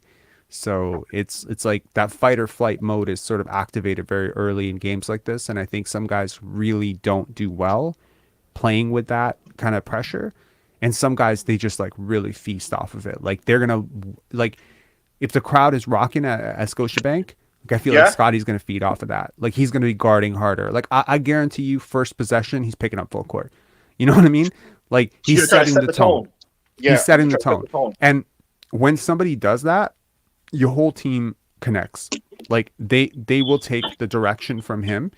And whenever he's played like that, the team has become different. Like he can change the complexion of this team for sure. But don't you think the team chemistry and the team in general is fractured? That I hear what you're saying, and I don't disagree with you not one bit, especially when it comes to Scotty, because I don't analyze him like you or really just study him. But I mean, I play sports. A lot of us play sports, and that's in a team mentality. When a team's fractured so much where they don't like you, you can just see it. They don't. There's no cohesion. There's no fluidity in the offense. There's no anything. It's just like, okay, you have the ball, or even if Scotty, like the offense is so bad, even if Scotty's going crazy and he comes down the court and he's assisting on the next 5 possessions or setting somebody up and scoring, at some point we know from what we saw in this 82-game season, Fred VanVleet or Siakam going to say, "It's my turn." Well, Chris Boucher, Chua, somebody. It's the poison that they programmed in this franchise so far this season with the selfishness. I don't think that one game they're just gonna allow Scotty to be the guy, and it's gonna work like that. That's just my thing. I don't think you're gonna be. I think they're so fractured that they might try it, but as soon as it goes to it, yeah, we will see. But one thing that I've noticed is this season has felt like, as I said, like yesterday, it felt like quicksand. Everything's been harder than it needs to be. Every discussion is harder than it needs to be. And I'm looking at this team and I'm saying, okay, are these guys looking around at each other like tomorrow could be the last game we play together ever? Looking at the coach saying, you might not be here. If we lose, you might be gone right after the game.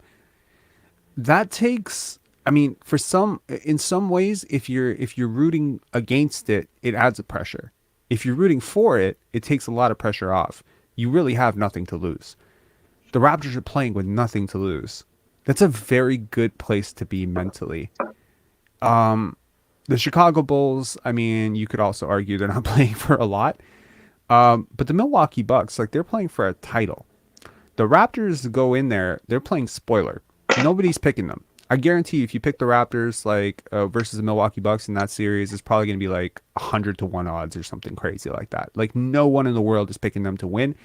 And in most cases, 8-1 matchups are like, all right, there's no chance in hell. There's too much of a gap between these two teams. And you could argue that that's the case with the Raptors. But I don't think it is.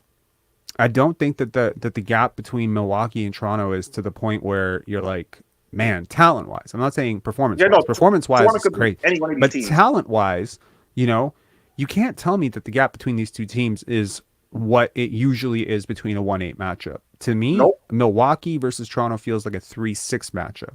4-5. I don't know about 4-5, but 3-6 for sure. Maybe a 2-7, like something like that. It like 1-8. When I think about 1-8, I think, I'm going back a little bit, to my youth, when an 8 seed used to be like a 37-38 win team just eking in, and a 1 seed was like a 62 win powerhouse. I don't feel that way about these two teams. There's no like 40 win gap, like 30 win gap between these two teams. I mean, shit. We had a 1 seed just a few years ago that had 73 wins. And we had almost a 1 seed without a legitimate star in the bubble. So yeah, I mean, yeah. So I look at teams like that and I'm like, man, like usually that 1-8 matchup is incredibly lopsided. But I don't think the Raptors versus the Bucks is incredibly lopsided. Do I give the Bucks the advantage at center? Yeah. Do I give them advantage at point guard? Yeah. But the rest of the roster, there's nobody who scares me other than Giannis on the rest of the roster. I'm not scared of Grayson Allen. I'm not really scared of Chris Middleton right now. no, not at all. He still needs to come back in shape. Yeah, and I mean, like, he's defensively compromised. This is an older team. They've had a slew of injuries to deal with. I mean, it's not so simple. It's not so simple. So I think there's a chance, I really do, that this team could, all the pressure's off. If we lose, shit, everyone expected us to lose. If we win, we're heroes. That's a really great vibe. If somebody can take the leadership mantle, if Scottie's going to take it, Pascal's going to take it, Fred's going to take it, OG's going to, whoever, Nick Nurse can take it. Somebody decides to lead right now, this is savable.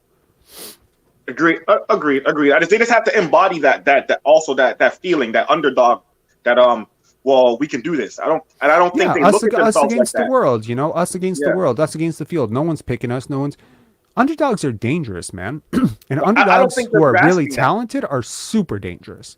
Like True. The Lakers right now, that team, you want to face that team in the first round? Nobody wants to face that team in the first round. Why? Because they're playing the best basketball of the season. And I mean, look, the 2 Boston losses notwithstanding, the Raptors are also playing the best basketball of the season. The Lakers are also very talented. I mean, do you think, like, if you were Domantas Sabonis, I believe that's the matchup, right? Is it the Lakers are 6, right? The Lakers are 7. Hold on. I think the Lakers are 7 right now. So it's going to be a play-in matchup for them.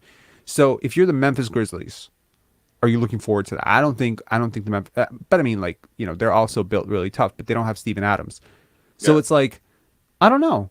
I mean, that's a pretty even matchup to me, and of course with the seasons that they've had, you're like, nah, not at all. But like Anthony Davis, if he's healthy, if LeBron James is healthy, with the way their role players are playing, the bench is clicking, I mean, shit, it could be curtains for Memphis really early, I don't know. As a you played sports. I think you mentioned you played basketball at Eastern Commerce, right? And I mean, like, I remember just going into a tournament and, like, facing off against the team that was favored to win the whole thing. There was no pressure in that game, and sometimes you have a surprise upset. I was gonna say, a lot of juice pumping through the locker room. People are excited. Well, when I was playing, we were excited. If we weren't Yeah. favored, we were excited to show you why I mean, we should. you guys were favored a lot. Okay, let's Right, yeah, let's not cap. Okay, but okay, I mean, like, okay, but Rod, stop. but like, I mean, but I look at it from that perspective of like whether it was OBA or whatever we were playing. Like, you go up against a team and everyone's like hyping this dude, like, oh, that's Javon Shepard, he's like the greatest, blah blah blah blah blah blah blah. You know, you're just looking at it like, all right, so they're expecting us to get stomped. They're expecting us to lose by 30. So if we don't lose by 30, we're good. And then sometimes you play loose, and then suddenly a couple shots go in, and they don't know what the fuck's happening to them. Next thing you know, you're up 15. You're like, oh shit, we could win this. And there's no pressure to lose because everyone expects you to lose. It's like it's a good place to be if you actually have the talent. If you don't have the talent, then you're just gonna get stopped. But if you do have the talent, and the Raptors certainly do. I mean, you know, according to most people in the media space, they have a top 15 player in Pascal Siakam. I argue he's lower than that, but they think he's that guy. You know, Fred VanVleet's a former All-Star. Both these guys have championship experience. They've done deep playoff runs. OG is built for those big moments. Scottie's built for those big moments. Jakob Poeltl is, you know, he's a great player, you know, like shit. Like there's a reason why this team went all in on this core. If Nurse doesn't decide to sabotage this whole thing by, you know, his contract negotiations and whatever, they are definitely on paper more talented than the Chicago Bulls, in my opinion. They're definitely more talented. You know, I don't. It's even with the Hawks, but I prefer the defense of the Raptors versus the offense of the Hawks. I prefer the offense of the Hawks, obviously. I just think this is a team that's very dangerous. Would it surprise me if they go out and lay an egg against, you know, Chicago? No, not really. You know, it would be more of the same of what the season has been. Stop, go, sputter, you know, self-inflicted wounds, all that shit.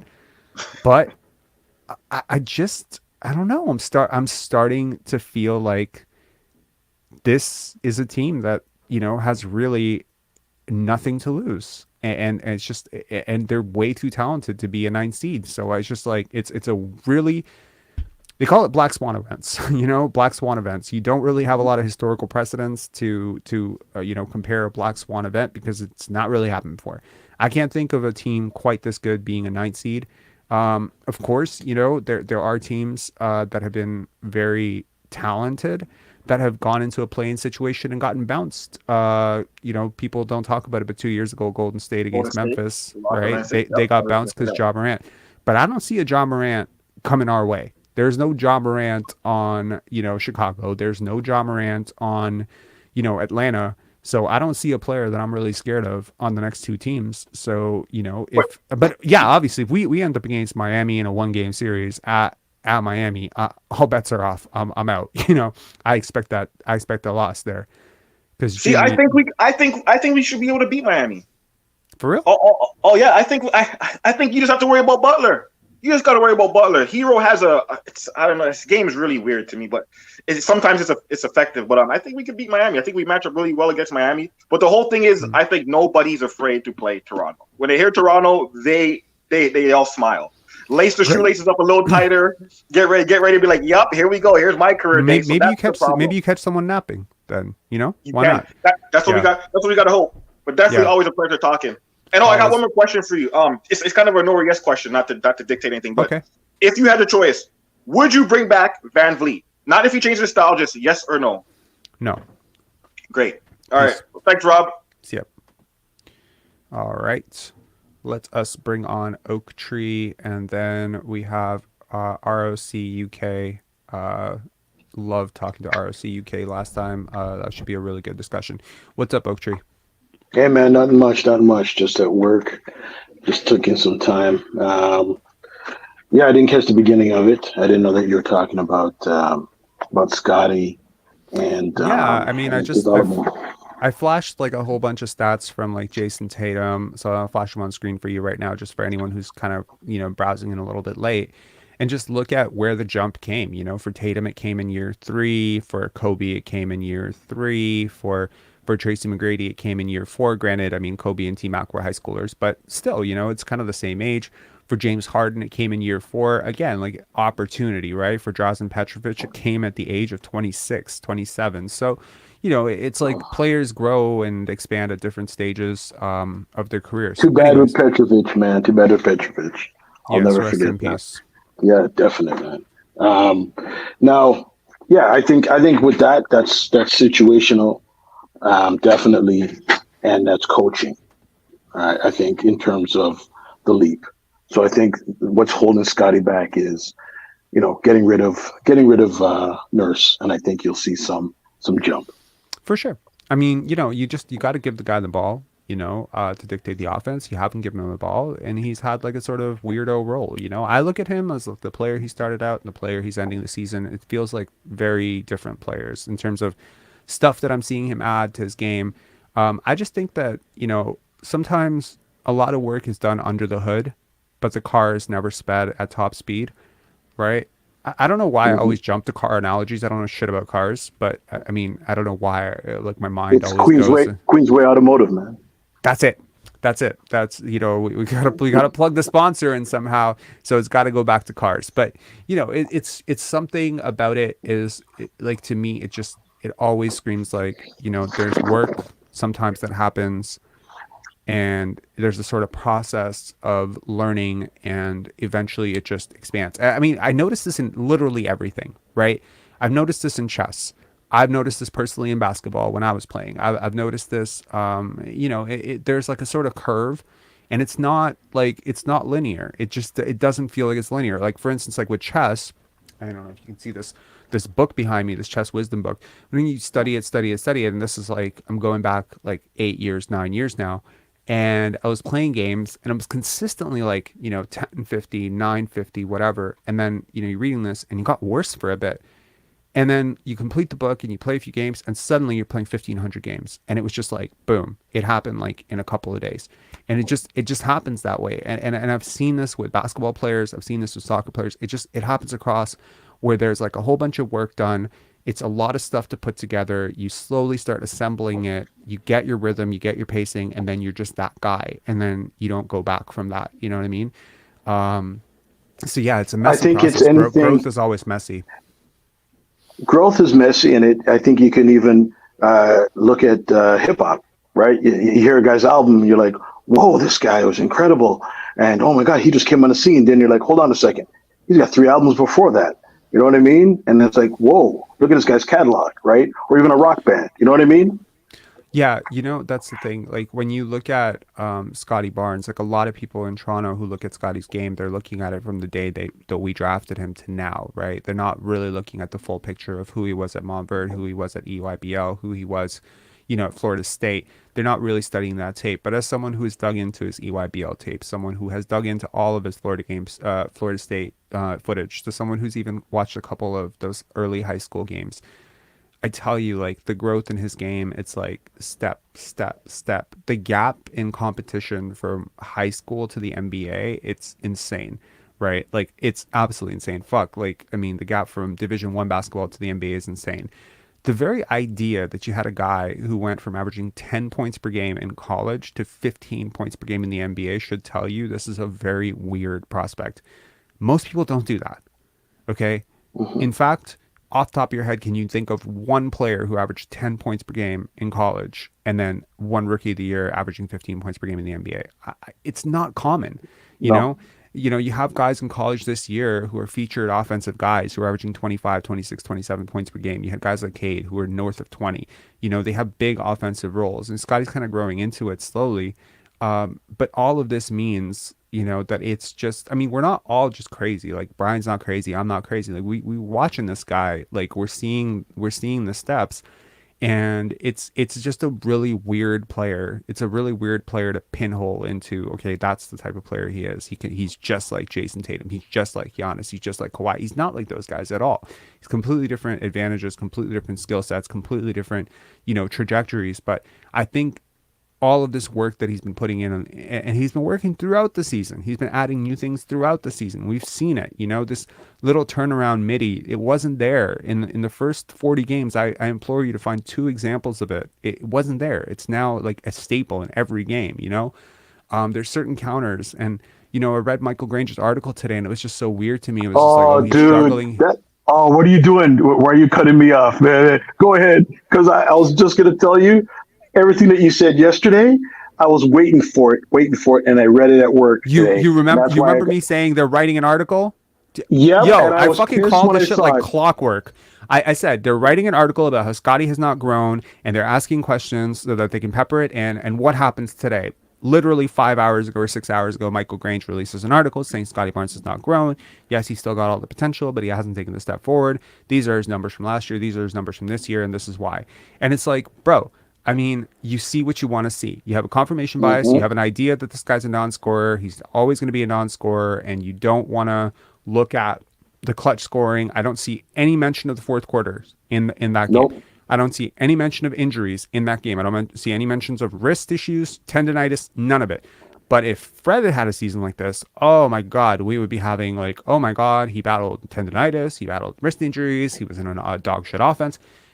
Really, numbers, it's so funny. I have a degree in stats, and one of the first things I learned while I was getting my degree in stats from U of T is that I have an economics degree as well. Nice, and why am I surprised? I'm not surprised at all, right? Like typically people who follow this channel tend to be sufficiently well educated and very smart people. And one of the things that I noticed very early was you really can do a lot with stats to prove whatever the fuck you want. You know what I mean? Exactly. If you want to prove that Nikola Jokic is a bad defender, look at his at rim defense. If you want to prove he's a good defender, look at his defensive box plus minus. If you make a claim to either side or the other without looking at him playing basketball, you can make a very convincing case that he's the best defender in the NBA. You can also make a good case that he's one of the worst defenders in the NBA. The truth is actually somewhere close to the middle, but nevertheless, my point is there is a stat to prove both. Right? If you want to say that Scottie is the best, one of the better players in the NBA, that he's made this huge step, look at that, stat that they flashed on television yesterday where they, said, okay, he's the only player in the league other than I think Giannis and somebody else, and it was LeBron and Giannis or something, that has this many points, this many rebounds, this many steals, this many assists. He impacts all these different metrics. Right. So you have a stat like that, which is very cherry picked and obviously very disingenuous to present it like that. You have that. Or you could say, well, his shooting percentage went down by 4%, his 3-point shooting percentage went down by 2%, and therefore he's a worse player. But it's like, I just flashed a stat, I believe, of Jason Tatum, and his 3-point shooting percentage went down by 6% in his second year. Is he trash? No, he's a fourth runner-up for MVP this year. So it's just like, these guys, they want to see what they want to see. I'm happy that Masai Ujiri is not an idiot. He hasn't lost any faith in this guy, I guarantee it. Anyways, Oaktree, any final thoughts, man? Well, okay, a couple, man. You're talking about the basketball, the playoffs with the last caller, with you're saying, you don't want to chew a Boucher, jacking up shots. I have no problems with them jacking up shots if Scottie is the one setting them up. To me also what you were saying about, hey, are some guys going to be pissed off or happy that it's the last game? I think some guys are going to be happy. I think they're going to be relieved, right? Because it's like I never have to see Fred again. Imagine what's his name, the young guard. He must be happy. He's like, if Fred's gone, maybe I can actually see the court. I don't know. I think these are a group of competitors. They're all competitive athletes. They all played AAU. They all played Division I. They all played some of them played U16, U18. There's a long history of competition in them. And I think if you're a competitor, you have pride. This is your home court. Nobody wants to lose at home. Nobody wants to end their season at home. That's why teams are so hard to beat at home. Also, probably why the Raptors should be kicking themselves for not getting an 8th seed, because at least that point they would have the chance to decide their fate at home. At home both times. Yeah, like in terms of, loading up bets or, how confident am I that they'll beat the Bulls? It's definitely over 65%. Like that's about as comfortable as I can be betting on a team that has this chemistry and this coach and all the dynamics that are going on with this team. But 65%, I'm 65 to 70% confident. Like, I don't know. By the end of this call, you might hear me say I'm 95% confident. I don't think. Well, I put a little bit less because what you're saying is who is it? Pat Bev, and and a lot of the defenders are minus defenders. So now, will Fred not want to sit and eat? Will Pascal not want to sit and eat? And will that screw everything up if they're not hitting? And then all of a sudden you're down by 10, 15. I think their regular season stat padding was one thing, because they were looking at like full totals and stuff. But I think they are blissfully aware also of the optics of going 7 for 25 in a big game, and costing your team to win. I think, if anything, and maybe I'm wrong, and I've been wrong about this team a couple of times this year. I've been early about this team quite a few times over the last couple of years. But one thing that I could probably estimate just from listening to Fred, and we're going to get to Nick Nurse's presser right after we talk to Rock UK, I think maybe the focus is just, look, we've been individual, we've been selfish, we got the stats, the 82 games are in the bag, you got your averages. Now, can we please refocus and try to win? And obviously, if it sputter starts and it gets off to a really, messy start tomorrow, and, they go to Scottie early and he misses like 5 shots, and then they start freezing him out of the offense. Okay, I get that. That could happen. But just based on, when he plays with intensity, he plays well. And I don't see how the hell he approaches Wednesday, without like aggressive force and intensity. If he wants to go to the basket against his team, he can get to the basket against his team. I've noticed many times this year where he's been, in pain, right? That dunk against Alex Caruso, I remember it so clearly. Like the one where he just dunked past Alex Caruso on Nikola Vucevic's head, and it was all over SportsCenter. He was just pissed. That dunk was literally available. And Alex Caruso is one of the best defenders in the NBA. But point blank, one of the absolute best point of attack defenders. Nikola Vucevic is 7 feet tall. He just went right through one and right over the other one. And he was just angry. In that moment, he was just angry. A couple of shots hadn't bounced his way. He hadn't got a call the last time. He was just pissed, and he just went for it.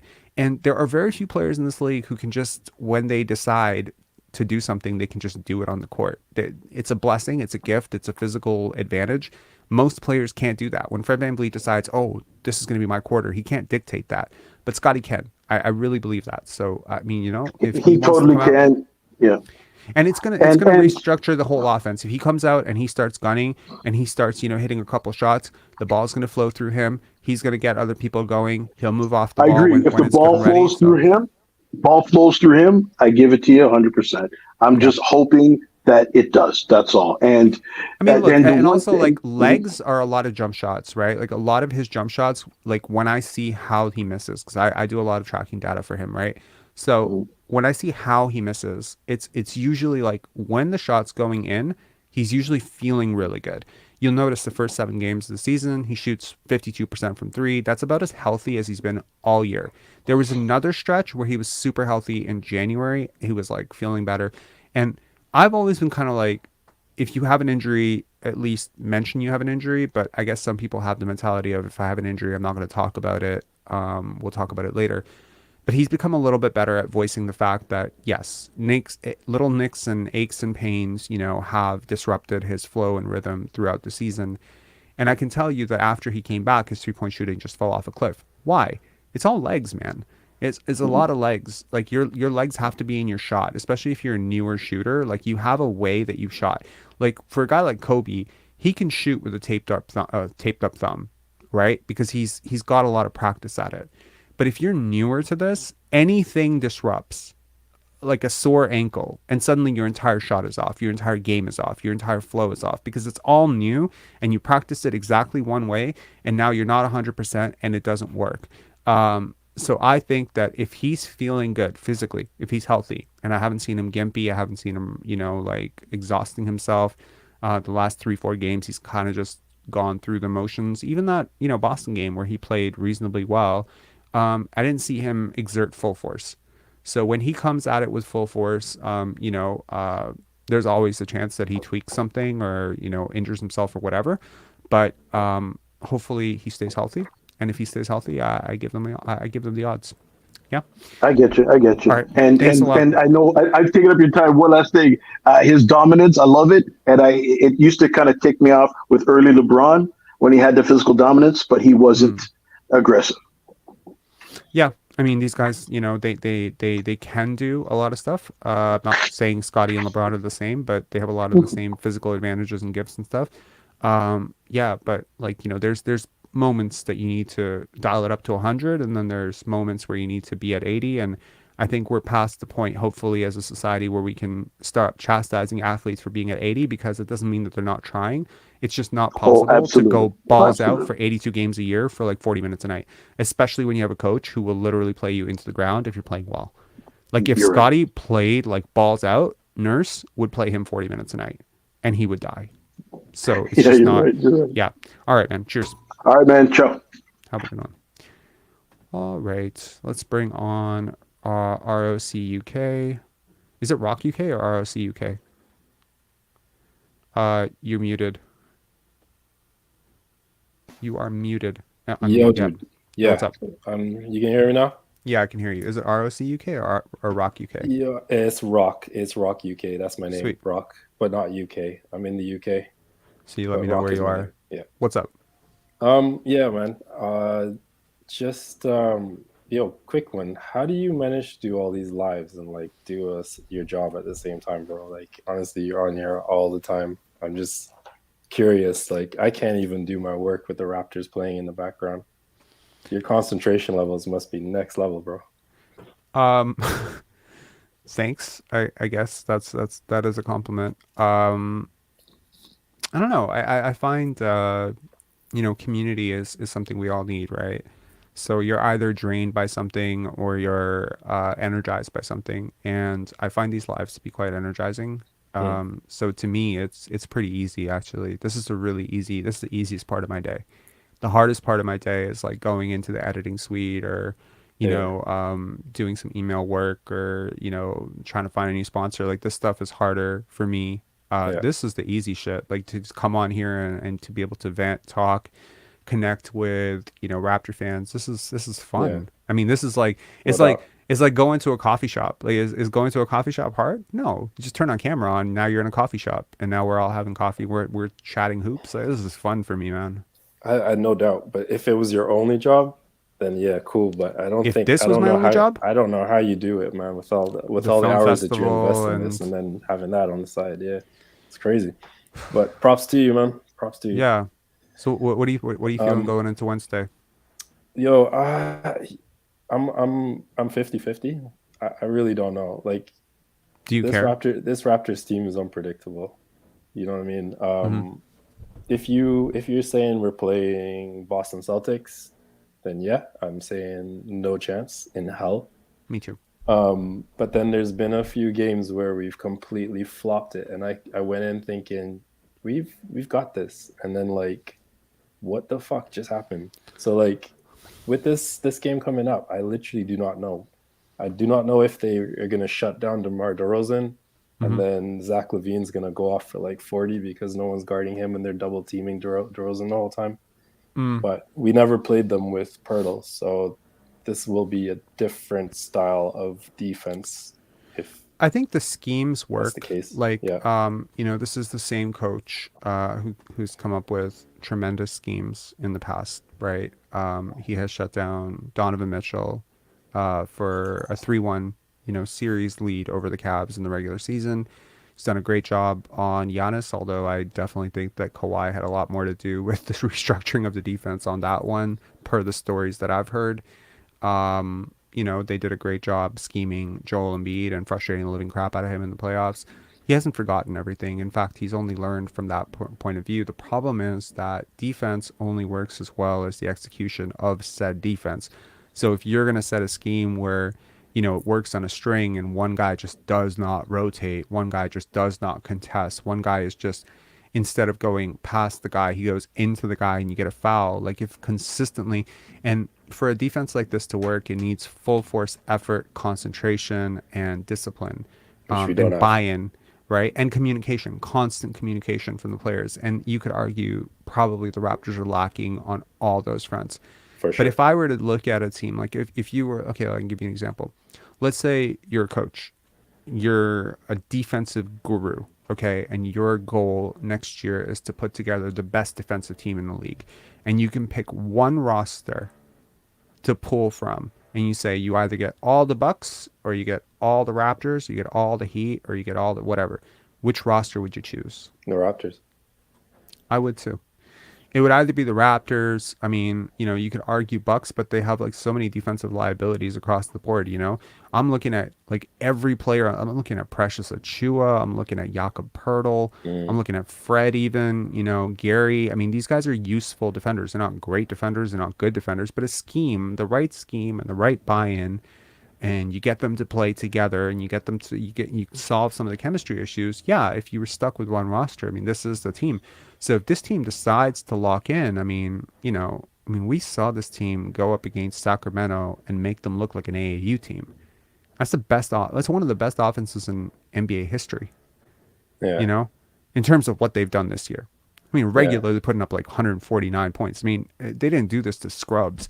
Donovan Mitchell and Domantas Sabonis will finish top 10 in MVP voting. Giannis will finish top 3 in MVP voting. All three of those players, I can tell you, one of their 5 worst games of the season came against the Raptors. And in Donovan Mitchell's case, his worst game came against the Raptors. Same thing with Domantas. So this team can, when they're, and the consistent across all 3 of those games was the Raptors played together. They bought in. This team, I measure peak, floor, and cruising speed, right? Yeah. The Raptors' cruising speed this year probably has been around 60. Their peak has been around 90. Their floor has been around 40, 30. Yeah. So if they can bump that cruising speed closer to their max speed, then their max speed is like top 16 in the league. There are like maybe a couple. There's 5 teams that can cruise that can max out a little bit higher. Boston is one of them. So like what I would say is if we were doing a play-in for each individual team that we play against that leads us to the championship, I would put 1,000 pounds on the Raptors to win. But we're not doing that. And I think Nick Nurse is going to get out-coached in the first series if we make it to a series, he's going to get out-coached. So you're saying if we were doing a play-in game for every single, so you're saying like we face Chicago, then we face Atlanta once, then we face Milwaukee once, then we face Cleveland once. So you're saying like in a 1-game situation you like this team, but in a 7-game series you trust that this team will implode. Yeah, that's interesting. That's a really interesting way of looking at it. And I think I can base that argument based on our janky defense and the way we just chuck loads of different schemes at people and just throw them off guard. We're really good at just gaming the system. You know what I mean? And that catches teams off guard. But then once they figure you out, which we're very predictable in terms of having to play the same team more than once, then that's when we get called out, basically. It makes and it compounds issues that the offense is so predictable as well. I hear you, and this is a really big. Ironically, I mean, you've touched on a really great point, and it's one of the reasons why I take them over Chicago. It's just because what they can do to disrupt your rhythm. Basketball is all about rhythm. Everything's about rhythm, and what this team can do to cut off rhythm for a scorer like a DeMar DeRozan and it's like so many things can disrupt rhythm from pace to length to to aggressive doubles to sporadic single coverage to shifting from box and one straight to zone now to man pressuring up full court. Like it's just constant disruption of whatever rhythm you have, and they have such a dominant personnel. So if Precious is bought in on defense, I mean, I don't know how you're supposed to score on this guy. Like if he's really dialed in, is a very scary player. Like to try to go up against one-on-one in an isolation situation for any player, much less DeMar DeRozan or Zach LaVine. So I just think that this team has such an incredible tool chest, and but at the same time, we have so many weaknesses on offense. Because if you take that same player, Precious Achua, and you watch tape on this guy, and you see that he over dribbles, and he brings the ball too low, you're telling your guys, wait for that ball to drop, stick a hand in there, grab. But what if he doesn't play that way in a high leverage situation that's do or die? Maybe he only plays like that in the regular season. Because I saw last year Precious Achua as one of our better playoff players. I saw Chris Boucher I saw Chris, like, there's a lot of, free opportunity guys. Like, oh, I got a chance in this game to show some stuff. I'll do that.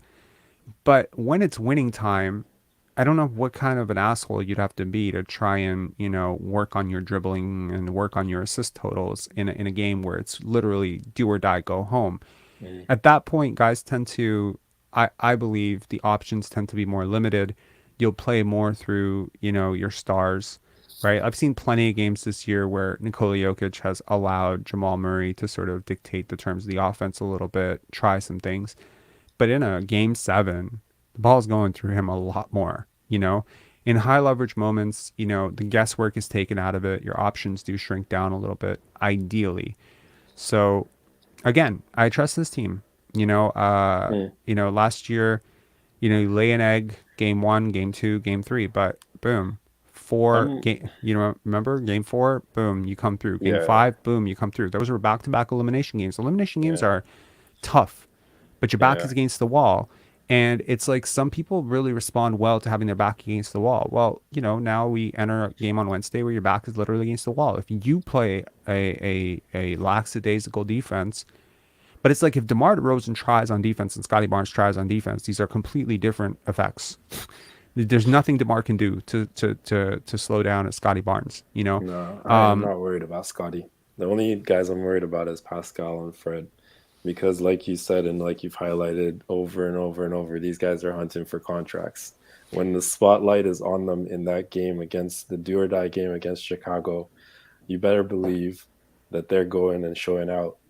And whether that means that Fred VanVleet hits 10 threes out of 12 or 2 out of 12, he's still taking 12 shots. That's the scary thing for me. Did you play basketball? I'm just curious. Not for a team. No? No. One of the things that I've heard constantly from people who do play competitive basketball, whether that be AAU, Division 1, Division 2, whatever, is most people within a locker room know when, like, they know who's who. They know if your best player is better than their best player. They know internally who their toughest performer is on the team, even though he's not the one elevated to taking the most shots. That through the course of working with people throughout an entire year, practicing with them, everyone knows who's built for these moments and who's not. It didn't surprise me at all that Pascal was less featured in the offense to start the series against Philadelphia. It didn't look anything like most of the regular season. We saw a lot of OG Anunoby, taking a high volume of attempts, because clearly Pascal also knows deep down that even though he's the one, who's having the All-NBA season and the All-Star whatever, that OG is the one who is built for those moments. And he knows that based on evidence that he's seen.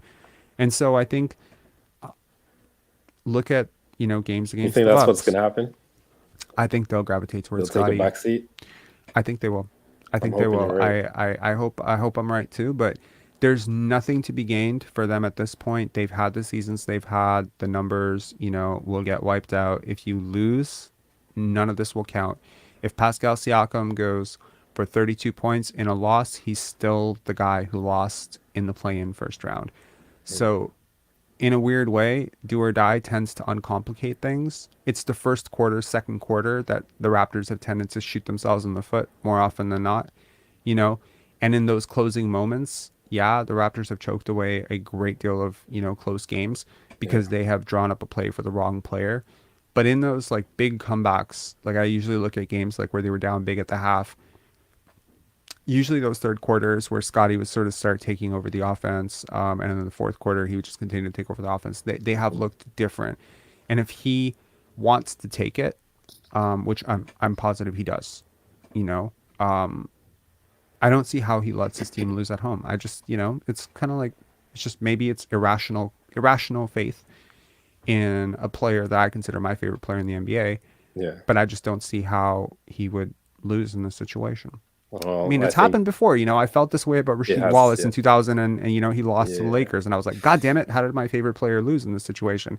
I felt this way about Tim Duncan before. It's like, there's no way Tim Duncan's going to let his team lose, and then 4-2 he loses. It's like, it's not exact, but you watched the Boston game, right? Which one? But the Raptor games, both of them. Both of them. Yes. Both the recent ones. You saw Scottie. You saw how bad Scottie wanted to win those games, right? In the first, yes. Yeah. The first game, yes. In the second game, I feel like, He's- he tried to get it off and Yeah. then it was just like, eh. Yeah, I mean, it's just like for me, I totally get what you're saying, but he's one man against four other, four other players on his team that That's fair. also have to step up and want it just as bad, and have the skill to be able to take control and get the win. He clearly has that winning attitude and that winning fundamental like element that you need, and if we had five Scotties in terms of attitude and player, like in terms of player, just the Mentality. win and mentality that he has, then yeah, I can see that happening and there would be no doubt. But yeah, I think But have you we got noticed the that two like when super egos somebody going to take over. takes, but when you have you noticed that when somebody takes the reins, everyone else just kind of falls into line? It's like you look at a guy like Yeah, Pascal Siakam, right? The confidence with which he approached game one of the NBA Finals against the Golden State Warriors, right? He had a beastly game. I can't remember. I think he shot like 87.5% from the field, and it was going up against Draymond Green. How did he put up that performance? And then, just a year later, we're in the bubble and he's shooting 37%. How did one player become the next player? Well, because obviously, with Kawhi there, spotlight was on him. spotlight's on you. You have to be the guy with the ball. So when you take that pressure off of a Siakam or a Van Vliet, that they don't have to create the whole offense, they don't have to be the guy taking all those tough end of quarter shots and whatever. If Scottie comes out and he's like able to push the pace, get them some easy looks early, they don't have to generate everything against a set defense in the half court. Yeah. Suddenly the game's going to open up for them as well. And, Scottie having a good game could easily mean that Fred has 35.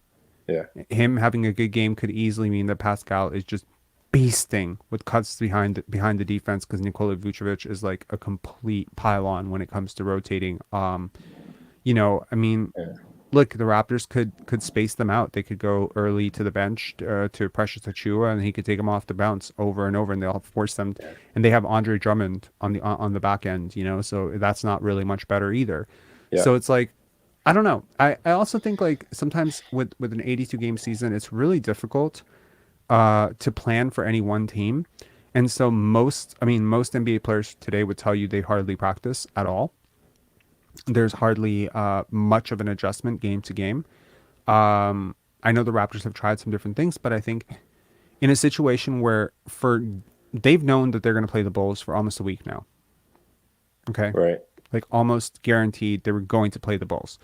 So they have been scouting this team. They have a game plan ready for this team. Now they have like 3 games off for Fred and Pascal. They've had now 5 games off. Now that worries me a little bit with Pascal because he's more of a rhythm guy, and I fully expect him to struggle on Wednesday. Like he's one player that I definitely expect to struggle on Wednesday. But it's the other guys that I think are going to be fine. I think Fred's going to be fine. Let's say it comes down to the wire then. Let's say Raptors down by 1 point with 10 seconds left on the clock, fourth quarter.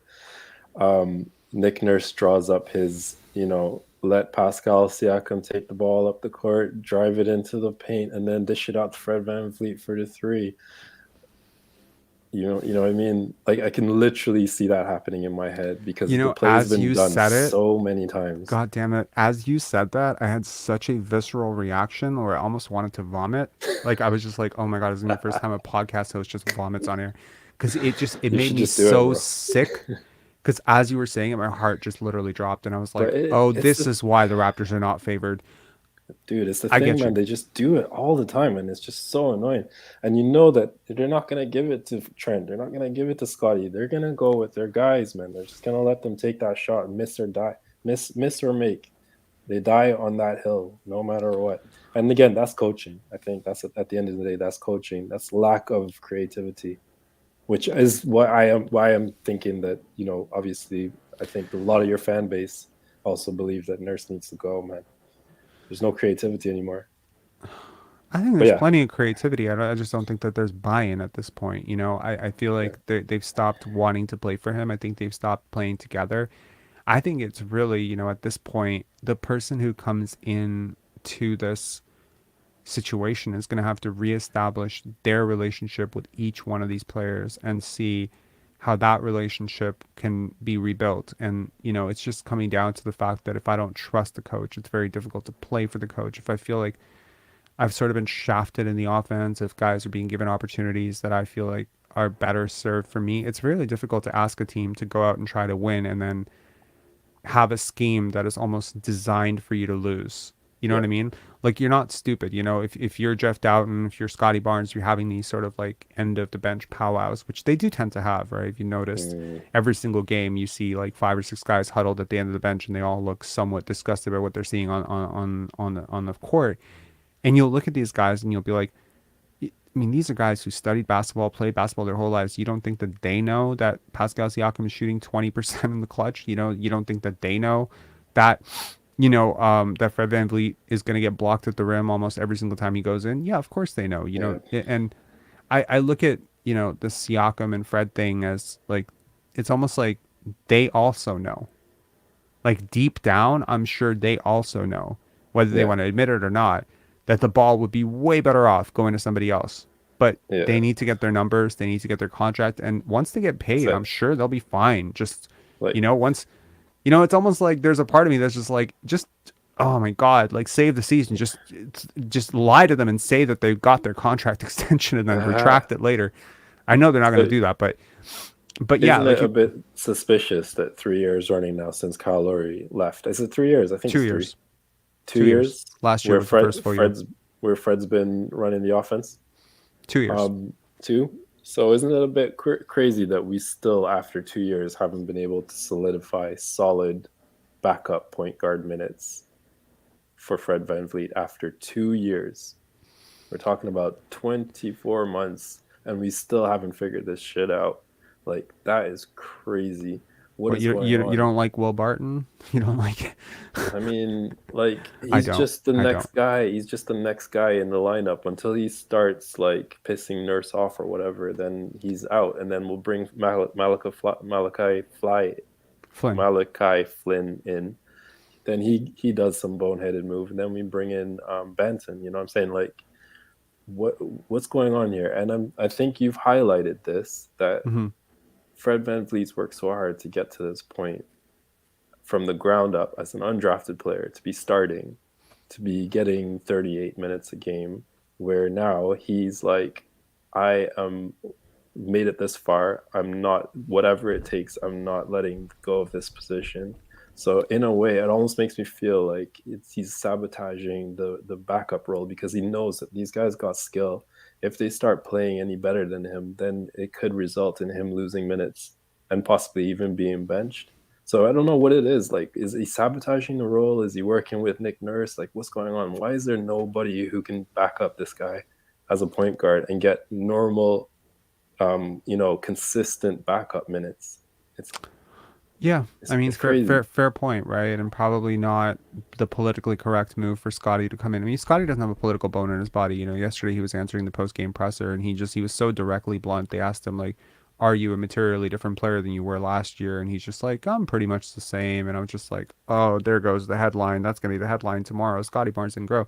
And it's like, I don't know if at this point he knows and he just doesn't care. He's just like, write your shit. I'll give you the fucking quotes to write it. Or if he, anyway, to the effect of, what most people are going to say. Most people are going to say Banton and Flynn suck. They haven't taken a step up. Jeff Doughton is now on a 2-way and they didn't convert it. Why they didn't convert it, I have no idea.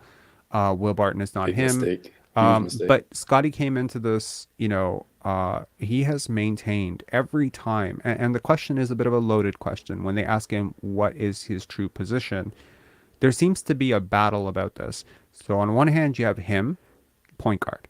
You have his trainer, point guard. You have Misang, point guard. You have a lot of people. Kyle Lowry, he's a point guard. And then you have Will Lou on the complete other spectrum. He's a center. Right? And it's like, okay, well, if he's a point guard, I don't see how Fred VanVleet has a future on this team, right? If he's a center, exactly, it works.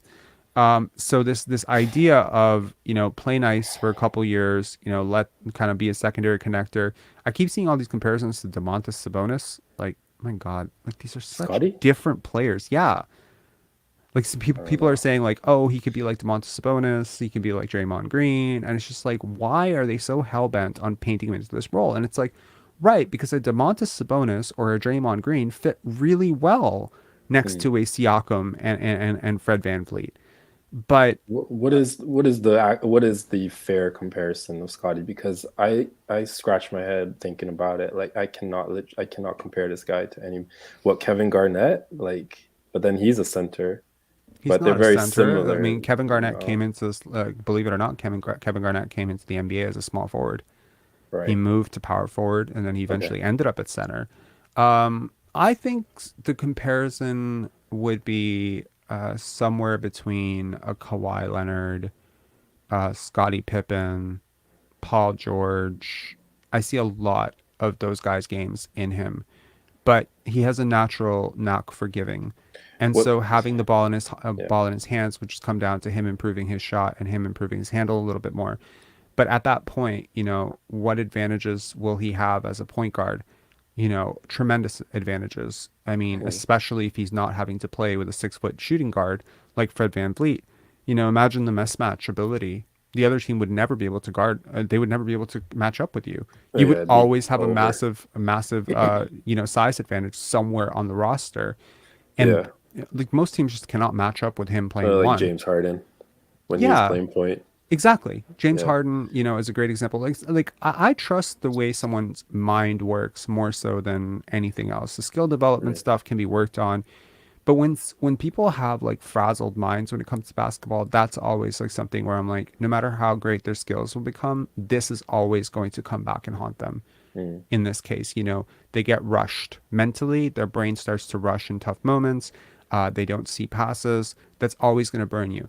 I was asked today who my MVP was, and I picked Nikola Jokic. And a friend of mine is like, no, it's Giannis, and I was just like, doesn't see the game the same way. I'm a big Giannis fan, huge Giannis fan. I love him, but he's like Jokic is fucking conducting a symphony out there. Yeah, yeah, exactly. I mean, he's basketball savant. He could be one of the greatest offensive players of all time, and he's having one of his greatest seasons. Giannis is having like probably his 4th best season right now ever. And I mean, granted, it's still an all-time season, and it's still great, and the numbers are still beastly. But there are such levels to this, and believe it or not, Jokic is at 27% usage. Giannis is at 38, so 11 usage and what's percentage. Embiid at? Probably 37, same, right? 37, 38. And where does Embiid get his points? At the line. Yeah, he gets a lot of points at the line. He dominates possessions. Why that's even a conversation? Why is Embiid even in the conversation?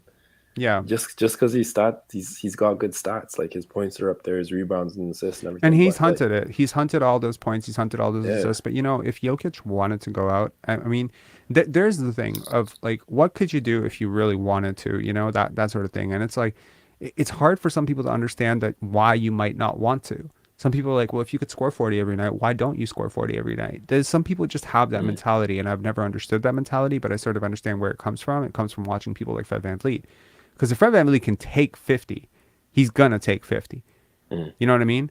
But if Scottie could get 50, it doesn't mean he's going to get 50. He could. There are certain matchups where definitely he could get a 45, 50 piece.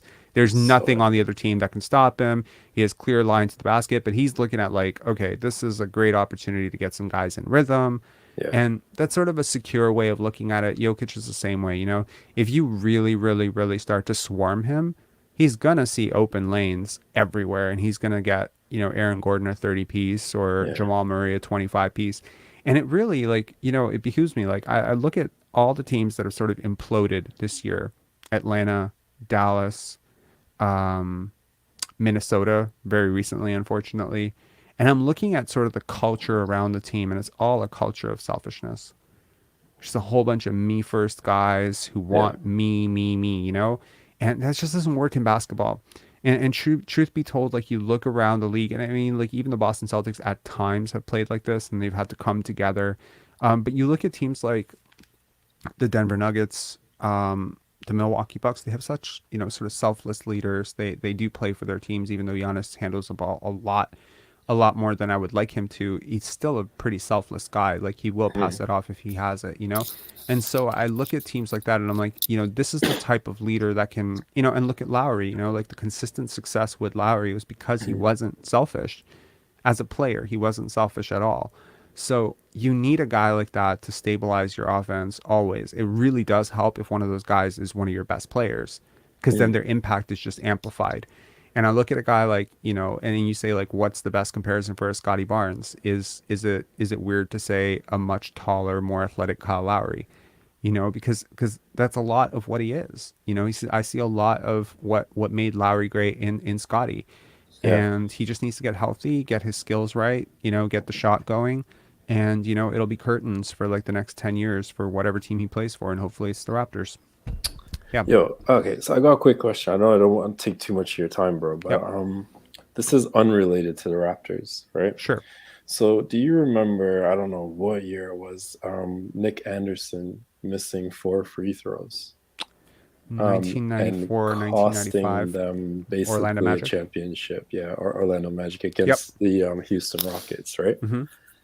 Do you remember, you obviously remember 2 years ago where Giannis was getting pretty much fouled left, right, and center by first the Atlanta Hawks, then the Brooklyn Nets, to just put him at the line, and literally the crowd was counting down the seconds as he was shooting. And the guy was just breaking everything one after the next, right? Mm-hmm.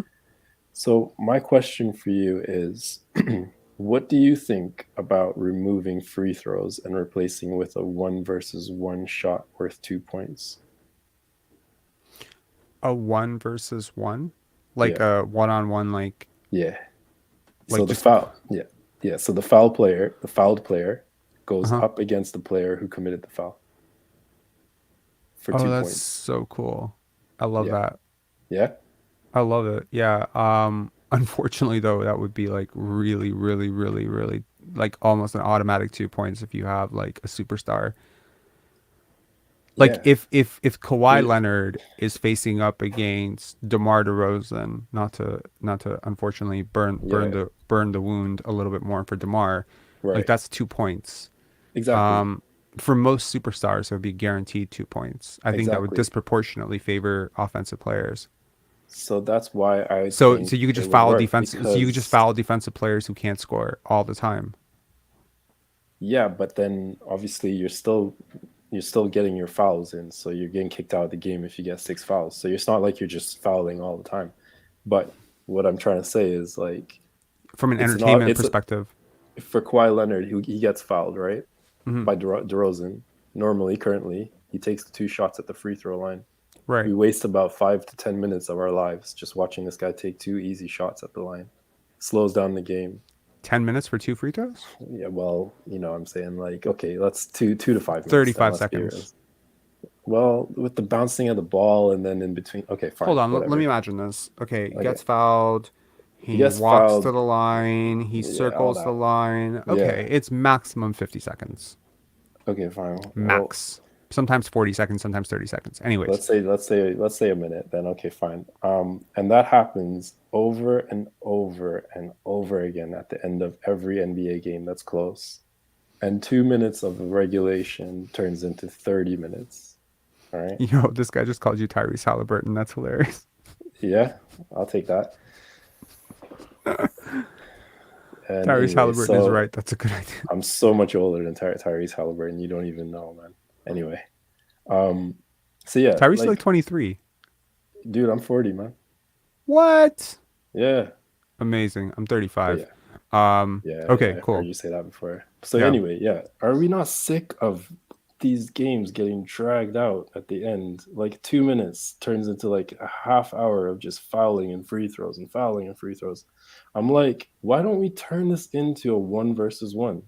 And then if that player, say a Kawhi Leonard, was to take the 2 shots on the current rules, he's gonna make those shots. We know it. We know he's gonna make those shots. So why not make it a bit more interesting for the spectator? Let them enjoy a little 1-versus-1, which is like going back to the playground, right? Imagine at the end of a game, right? Clippers are down 1 point. Yeah, Kawhi takes the ball, drives to the rim. Yeah, gets fouled, and then he has to go 1v1 with 0.5 seconds left on the shot clock. I right? like your idea. To win the game, he needs to slam a dunk on whoever the defender is that fouled him, and he gets that. How amazing would that be for the game to be ended like that, rather than 2 free throws? You know what I'm saying? Yeah, I get you. I'll see your situation, and I'll give you a counter. How about only in the fourth quarter? Yeah, I was thinking that. I was thinking that as well. But why? Just because, like, watching certain players go one-on-one is probably really fun to watch. Oh yeah, man. But I got to be honest, watching Jakob Poeltl go one-on-one against LaMelo Ball would be fun for no one. You just back him down, right? Back him down and slam it.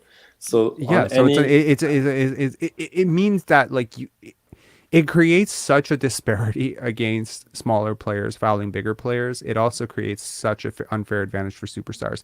Like, I'm telling you right now, there are certain players in this league that could probably beat other players in this league, like 21-2.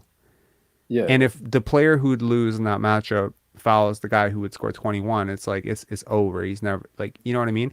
And vice versa. Like a guy like Kawhi Leonard, you're not scoring on him like in his prime. You're just not scoring on him unless you're an elite wing scorer. So I mean, like, you could foul with Kawhi late intentionally even, and guarantee almost that bucket is not going in. It creates such a.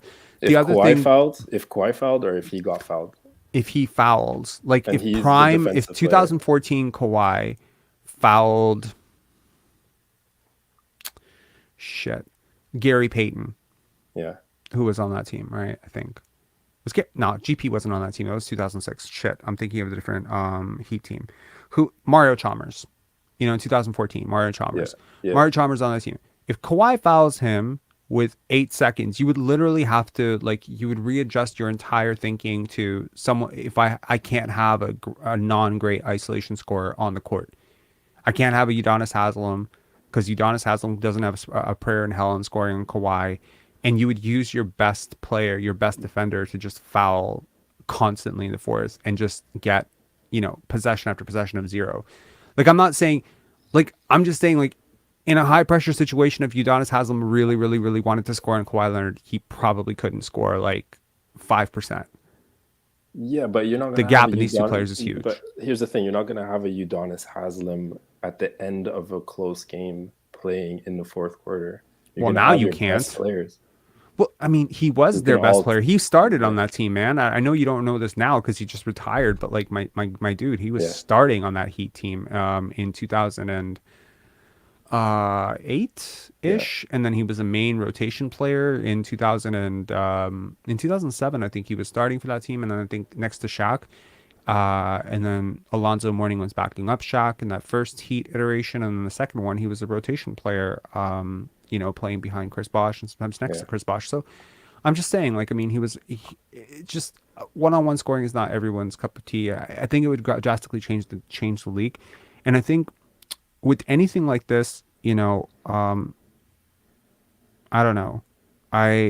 Imagine Fred VanVleet, right? He gets the ball. I think in any scenario, the offensive player has the advantage, right? Because if you look at matchups, why do we double team players? Why would Fred VanVleet get double teamed if Giannis has him at the top of the key, right? Yeah. I mean, this might be something interesting to try out. Yeah. I'd be really interested to see if them try this out, maybe in a preseason game just once, just to see how it would look. To see how it would change the flow of the game. Maybe you can try this out in the G League. They often try certain things out in the G League and see how it goes. Eric is asking 40 drop the skincare routine now. There was a ton of comments about your skincare routine. Apparently, it's about to turn into Rock UK telling us about how to take care of our skin. L'Oreal. No, really? Yeah, L'Oreal, age perfect. That's what you need in your life. That's all right. Just my truth bomb on you guys right there. Nice. Take it and love it. Another thing I would do is I would get rid of. I would let the game be decided by whoever reaches 100 points first. That I have not loved about the All-Star game, and I'm not sure I would want that in the regular season either, to be Why honest. not? So you would rather watch the Golden State Warriors up 30 points and end of the third quarter, beginning of the fourth, and you'd rather still enjoy watching that fourth quarter I rather think you than have to just look at the seeing the game done. historical. You have to look at the historical precedence of this, right? So much of Yeah, what the league is willing to do or not do comes down to the legacy comparables, right? How do you compare the league that you're trying to build with this one-on-one free throw, replacement plus up to 100 points? I understand the innovation. I respect it. How do you compare that season that, a guy like Giannis is going to have next year in historical context to the season that Michael Jordan had 20 years ago or 25 years ago? It becomes harder and harder the more you change the rules. I would love to see a 20-second shot clock. I think it would, probably explode scoring. Is that a good thing? I don't know. I mean, scoring is pretty high enough as it is. It's actually kind of funny because it's like I find it really hard to compare, eras already because of how much pace is picked up in this era. Like it's really difficult for me to say, okay, well, Jordan's playing in these like barn burning, 89, 78 type of games or 92, 90. And we're having games where there's legitimately like 160 points being put up on the board. How do you yeah, even compare the stats? But, people just account, well, there's still 48 minutes. You know what I mean? That's like the argument really. If you want to ask me like the biggest change that I would implement in the NBA, fewer games. It's not a new take. It's not something that I'm inventing. Like a lot of people are for it, and I would be too. There's too many games. There's just way too many games. 82 games. Who the fuck has time for 82 games? Like I know it's too many. it is way too many. I mean, I would be perfectly fine with a 56 game schedule. I think it would work out really well mathematically. 56 games works out great.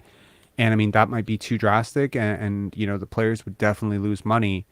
But man, like having and over the same period of time, right? So the Yeah, season is just as long. You just cut out all those games, and now you don't have stars resting, and would now that you just actually mean do have time to like prepare for every team, right? Because that yeah, was like, I can't remember who created a video about it, but there was a content creator out there who compared the EuroLeague versus the NBA and why Luka enjoys watching the EuroLeague so much more than he enjoys watching the NBA. And one of the biggest things was because EuroLeague games are just more spaced out and teams actually prepare.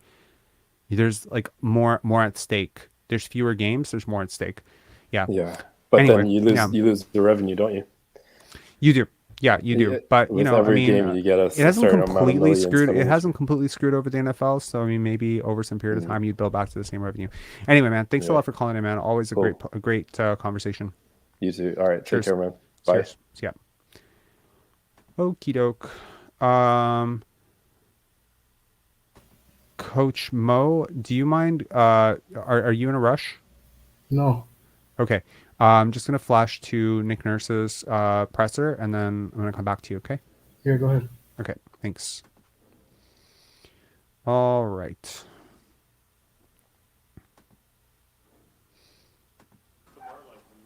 Oh, sorry. OG Anunoby. Mm-hmm. Yeah, DeMar was real nice to me. He was a good guy. He's still a great friend of mine. Yeah, just a great teammate. We all look up to him, and he did a good job teaching us.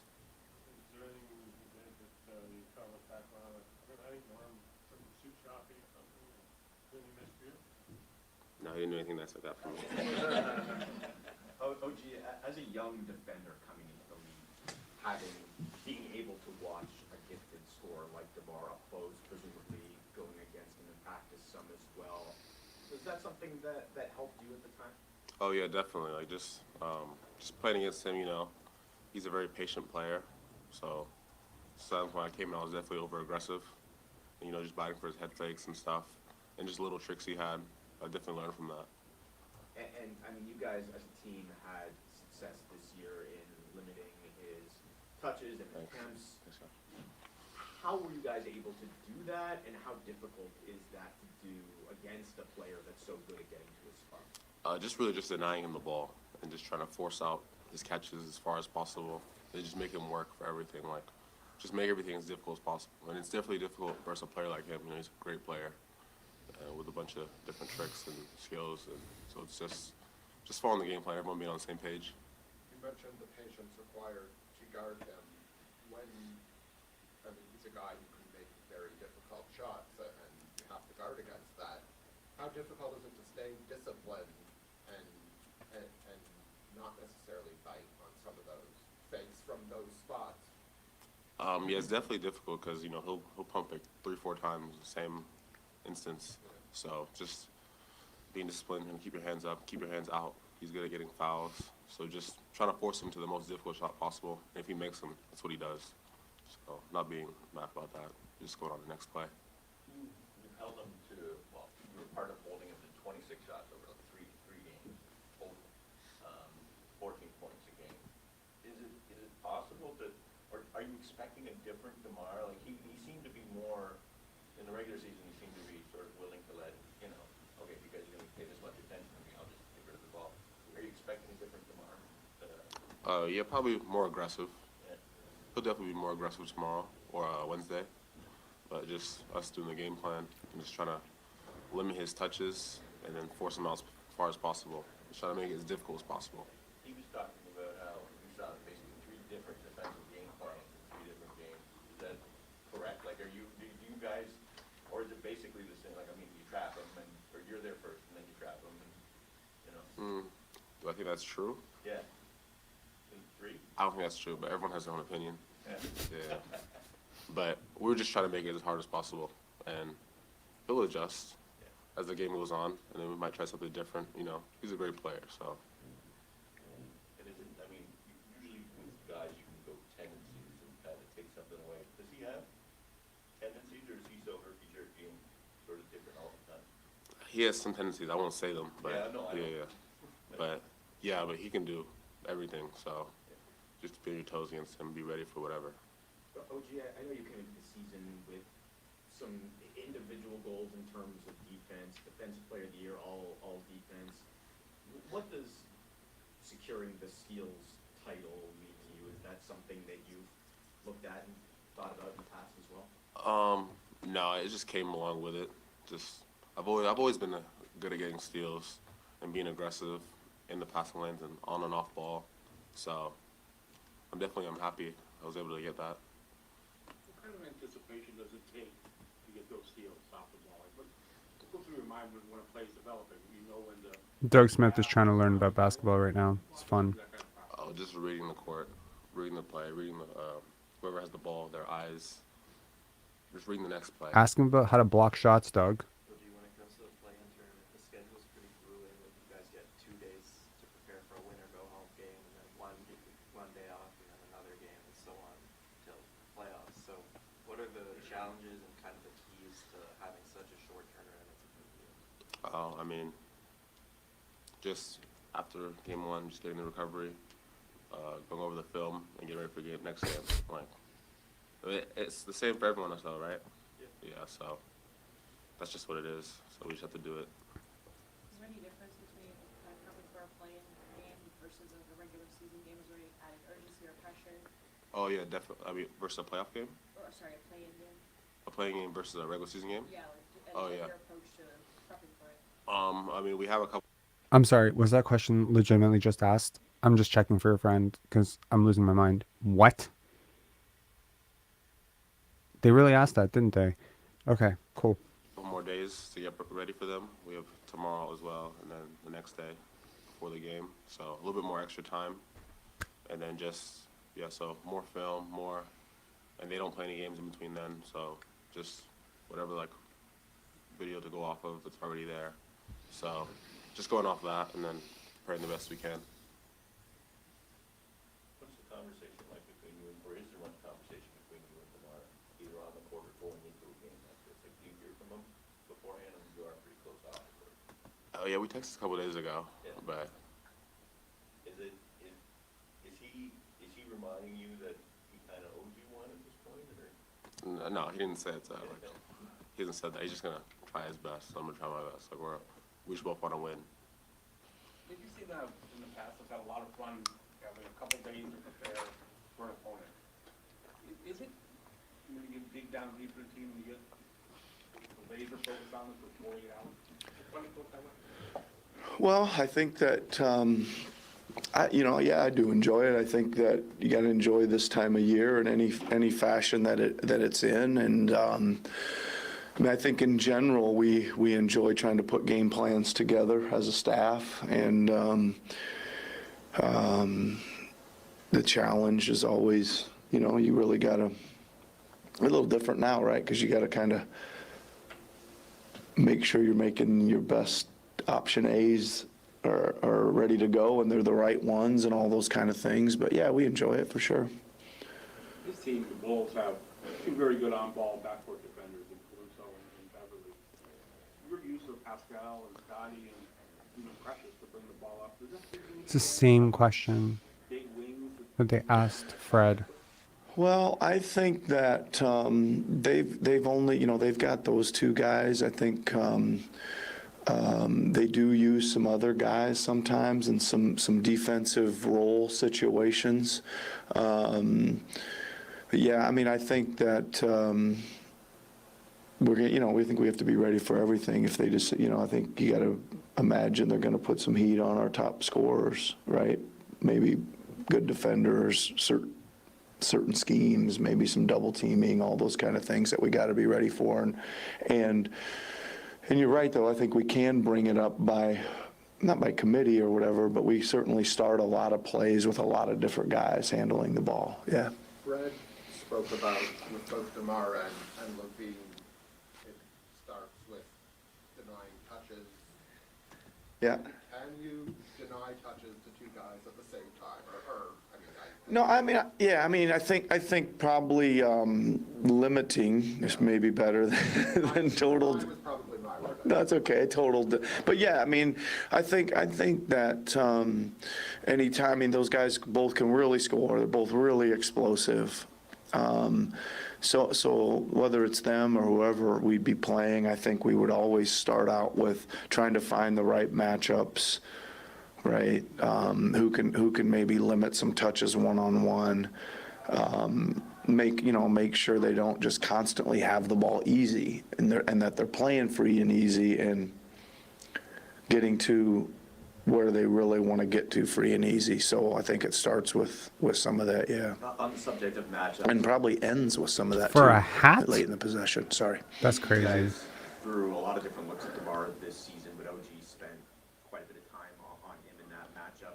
What did you like about what he was able to do in terms of kind of limiting his defense? Yeah, I think that the biggest thing is, listen, DeMar can really score, as we know, and he can score guarded, right? So I think that the level of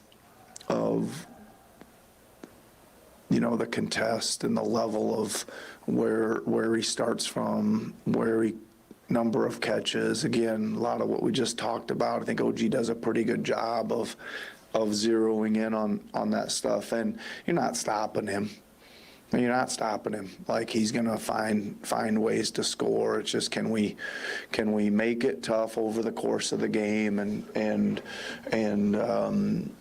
try to get some misses here and there and make sure we limit those misses to one-shot opportunities and all those things. So that's a big thing This that might be OG more does. of a question for him, but for considering how crafty and gifted DeMar is as a scorer, for OG as a young player coming up under him, presumably facing him in practice, do you think that has an impact on a young player coming into the league, especially a player that has the kind of defensive tools that OG has at that stage? Yeah, I think so. I think that, you're right. This is just me throwing my opinion for both OG and DeMar could probably answer this question a lot better, but I think there's certainly a respect there from OG, right? That he saw this guy in person every day and we watch him score like crazy when you got him, and then when you play against him, you watch him do a lot of the same things. I think there's probably some level of mutual respect back from DeMar that OG was he's grown a lot since probably you first saw him. So I think that's my thoughts on it, and you can ask those guys if you get a chance to before the game. OG led the league in steals the first time around. Yep. He's ever done that.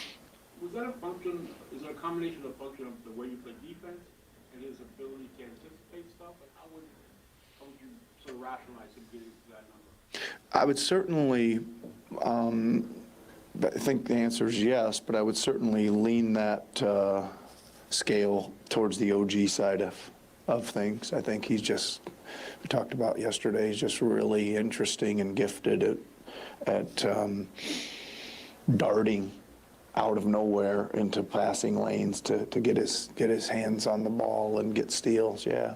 Is that effective when you're guarding a guy like DeMar? Or can you gamble or anticipate? Well, Maybe let him slide to space? I don't know. Is that? no, I mean, I think that in all that stuff, I mean, gambling is not usually the greatest thing. You know, what do they say? That's why they got air conditioning in the desert, right? Right? Gambling is usually but I think that if you weigh it out, there's a lot of times when the gamble gets the ball, so that stops the possession and gives us a 1-on-0 or 2-on-1 basket at the other end, so it like doubles its value. I almost want to make a highlight clip of sequences of the Raptors botching 2-on-1 fast breaks for Nick Nurse, so he realizes that these 2-on-1 breaks that he's so like enamored by are not guaranteed 2 points by any fucking means, and are more likely to end with like a player diving to the floor, a ball going into the third row or something like that. Like, is there a stat for that? I wonder. Team that has botched the most advantages in transition. Right, but then there's times too when you miss it and they're dunking or hitting a three, so then it considerably lessens its value, right? And I just think that weighing that all out in the big picture of a season is one thing. Weighing it all out in the course of 48-minute game is another. And I just think that from my standpoint, I've kind of liked it. I think that yeah, do we get beat on some of that stuff sometimes? Yeah, but not nearly as much as I think as the returns we get on it. When you look at the structure of the play-in tournament, like the schedule is really fluid. You only have 2 days to prepare for a winner go home game, and then even if you win another 1 day, and so on and so on. What kind of challenges does that present, and what are the keys in those short term?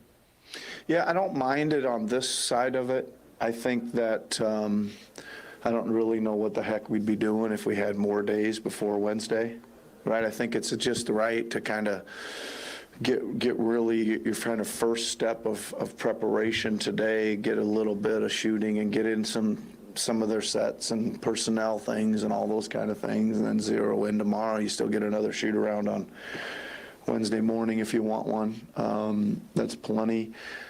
And then I don't really think you got to think about much after that. I think seems like the regular season, right? Game, travel, game, travel. Game, and then you get to stay put for a little while if you can make it that far. So I guess probably I like it here starting out. Maybe we can revisit it later on in the week. Let's hope so. Would you do the same advanced scouting for the teams you may play? Not you specifically, but Yeah. the organization. Yeah, so we're treating it just like we always would. There's a group of coaches working on Miami. There's a group of coaches working on Atlanta. They'll do a lot of the groundwork, legwork, prep work, and then hand it back to one of our front of the bench guys.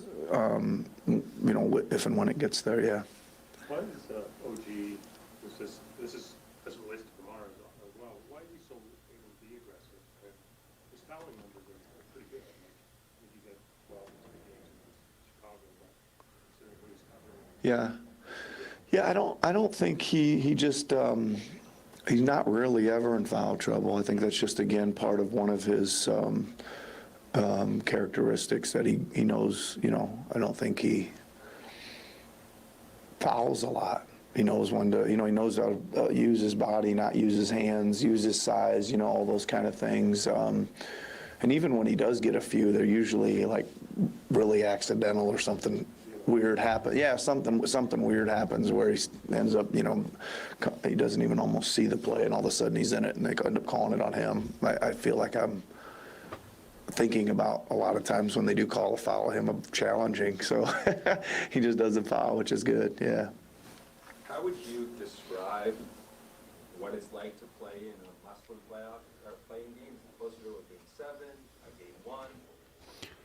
Can I just say, for the record, this is not me hating, but if this community came up with 7 questions for Nick Nurse, would they be like 100 times better than these questions, or like 50 times better than these questions, or would they be like 3 times better than these questions? These are some of the worst questions I've ever heard anyone asked anywhere. This is just so bad. I understand there's like things you can't ask, but what's it like to be? I know this is gonna sound silly to you, but every game's must win. Every game we play, we're going out there to win. So we got another one in front of us Wednesday. Pascal led the league in minutes for 2 seasons in a row. He became the first player since LeBron to do that. I know we look at minutes sometimes through negative plans, but considering his story, how late of a draft pick he is, obviously someone you feel like you can't take off the court that much. Like, what does that say about his growth? That he's gone to the point where now he's on the floor more than any NBA player. Well, I think he's grown a lot. Again, I don't know, but I think he probably had career numbers in a lot of things, right, this season. I think that there's still a lot of growth in him, too, right? So what does it say? Well, he's come from, a first season of starting down to the G League, back up to starting to these kind of performances. So he's done a great job as far as continuing to develop but I would say I think there's still more room, more ceiling there for him to get to. I bet you do. I'm going to get water, and then we're going to go to Coach Mo. While I get water, I leave you with something hilarious. Enjoy. Skateboards and fresh roses. Smelling is believing.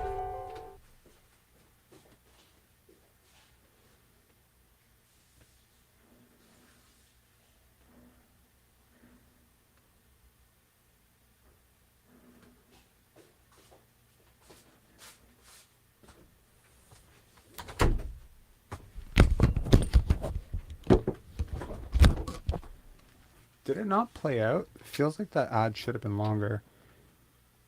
Wait a second. Did it not play out? Is believing. Oh, okay. It did. Good stuff. Alrighty. Let's bring on Coach Mo.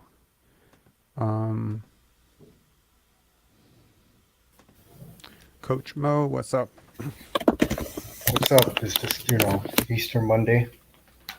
Yes, indeed. Relaxing afternoon. But listening to some of those media guys ask the question, and you talked about Michael Grange fishing yesterday in his fishing expedition. Bro, right. did I don't read none of these guys. I don't read none of these guys' stuff, but yeah, the way they were asking questions and whatever garbage article he wrote, they'll never talk about all the rolled ankles Scottie had, his tendonitis, the wrist injury he's playing through, how amazing he is a clutch player in the fourth quarter, his improved play. I literally said the same thing an hour ago. They'll never talk about that. But Fred throws up a stinker in his last game in Boston, and they ask right away, "How's his finger?" So it's like, and the thing that's hilarious too is they would love to jerk off Fred, but they can't. They can't talk about him glowingly right now. They can't talk about his leadership. The ship is sinking, and they just have to remain silent. So all they can do is kick dirt at other people. That's it, because they're golden boy, because that's really the golden boy. I mean, it's ironic he called Scottie the golden boy, but it's really him. Every time someone says golden boy, I'm reminded of Seinfeld. Do you remember Seinfeld? Golden boy, the yellow shirt, first in the wash. And then it's just like, if you were thinking of some way to tie Fred and Pascal to Seinfeld, there you go. You just got it. Wash, golden boy, but spin cycle, got it. watching Scotty have to answer dumb questions from Doug, Grange, and Lewinberg, who all have been bad mouthing him this year, was actually kind of hard to stomach. And the same guys, they refuse to stop, loving Fred. So, like, to me, they need better reporters. Like, Doug Smith has fossilized. I don't know why he still has a job. These questions, you're right, they're horrible. What do we get from these guys? Like, nothing. And Precious, Precious is such a great teammate, man. You get the rise of Pensari basketball, bro. Like if these guys are doing their job, I don't exist. So I mean, Exactly, I'm exactly. happy. I'm happy they Yeah, they're giving you a job. continue to suck. I mean, Raptors Republic, I mean, for years has existed to do the job and fill a vacuum that these guys haven't, been filling, right? There will always be that voice of reason among the public discourse, right? Because it's necessary. Like, I mean, they may swear that like the entire Toronto fan base doesn't understand basketball, so that we'll all just believe their bullshit. But obviously, like some of us do, some of us hooped, some of us played basketball, some of us studied basketball, coach basketball. So we know that what we're reading is false. We know that what we're seeing is, so there's always going to be that pocket. My goal is to grow the pocket into, a field. That would be great. What do you think is going to happen on Wednesday, bro? I think it's going to be a competitive game. I don't think it's going to be a blowout either way. Mm-hmm. And I'm just curious to see what happens in the end. Do you think it's going to come down to like the last, let's say, 2 minutes? Do you see, basically what I'm saying is, do you see, first of all, a blowout either way? Man, first of all, you and Rock UK both brought up this thing about a close game, and I'm just like going back and forth on close games that I've seen the Raptors play this year, and for the most part, they've all ended disastrously. Mm-hmm. And if you really look at, like, I mean, this team should have at least 44 wins based on their offensive rating and defensive rating and personnel. Like, they should have 44 wins. So there's like a gap of like at least 3 wins that were guaranteed choked away due to unforeseen, imbalanced level of terrible clutch play, terrible closing, self-inflicted wounds. You could, like, for instance, have a lead with 4 minutes to go and then somehow it just evaporates. It's like this is usually what you expect from really young teams, not usually what you expect from a veteran-laden team like ours. So yeah, the concept, I don't even want to speak it into existence, the concept of a close game, because in a close game, yeah, I don't know. That scares me. Theoretically, though, we should win, because it's like in a game like this with all eyes watching this game, because people who've checked out are coming for this game, right? To watch them burn or to watch them win. You know what I mean? Love or hate, we're all watching this game. Regardless of what you're rooting for, we're all watching. I doubt Fred's going to pull off I'm going to lay on the floor for 5 seconds and trot back. That's not happening in this game. I don't think that's happening. I don't think Pascal's just going to go through the motions on defense. I think we're actually going to try.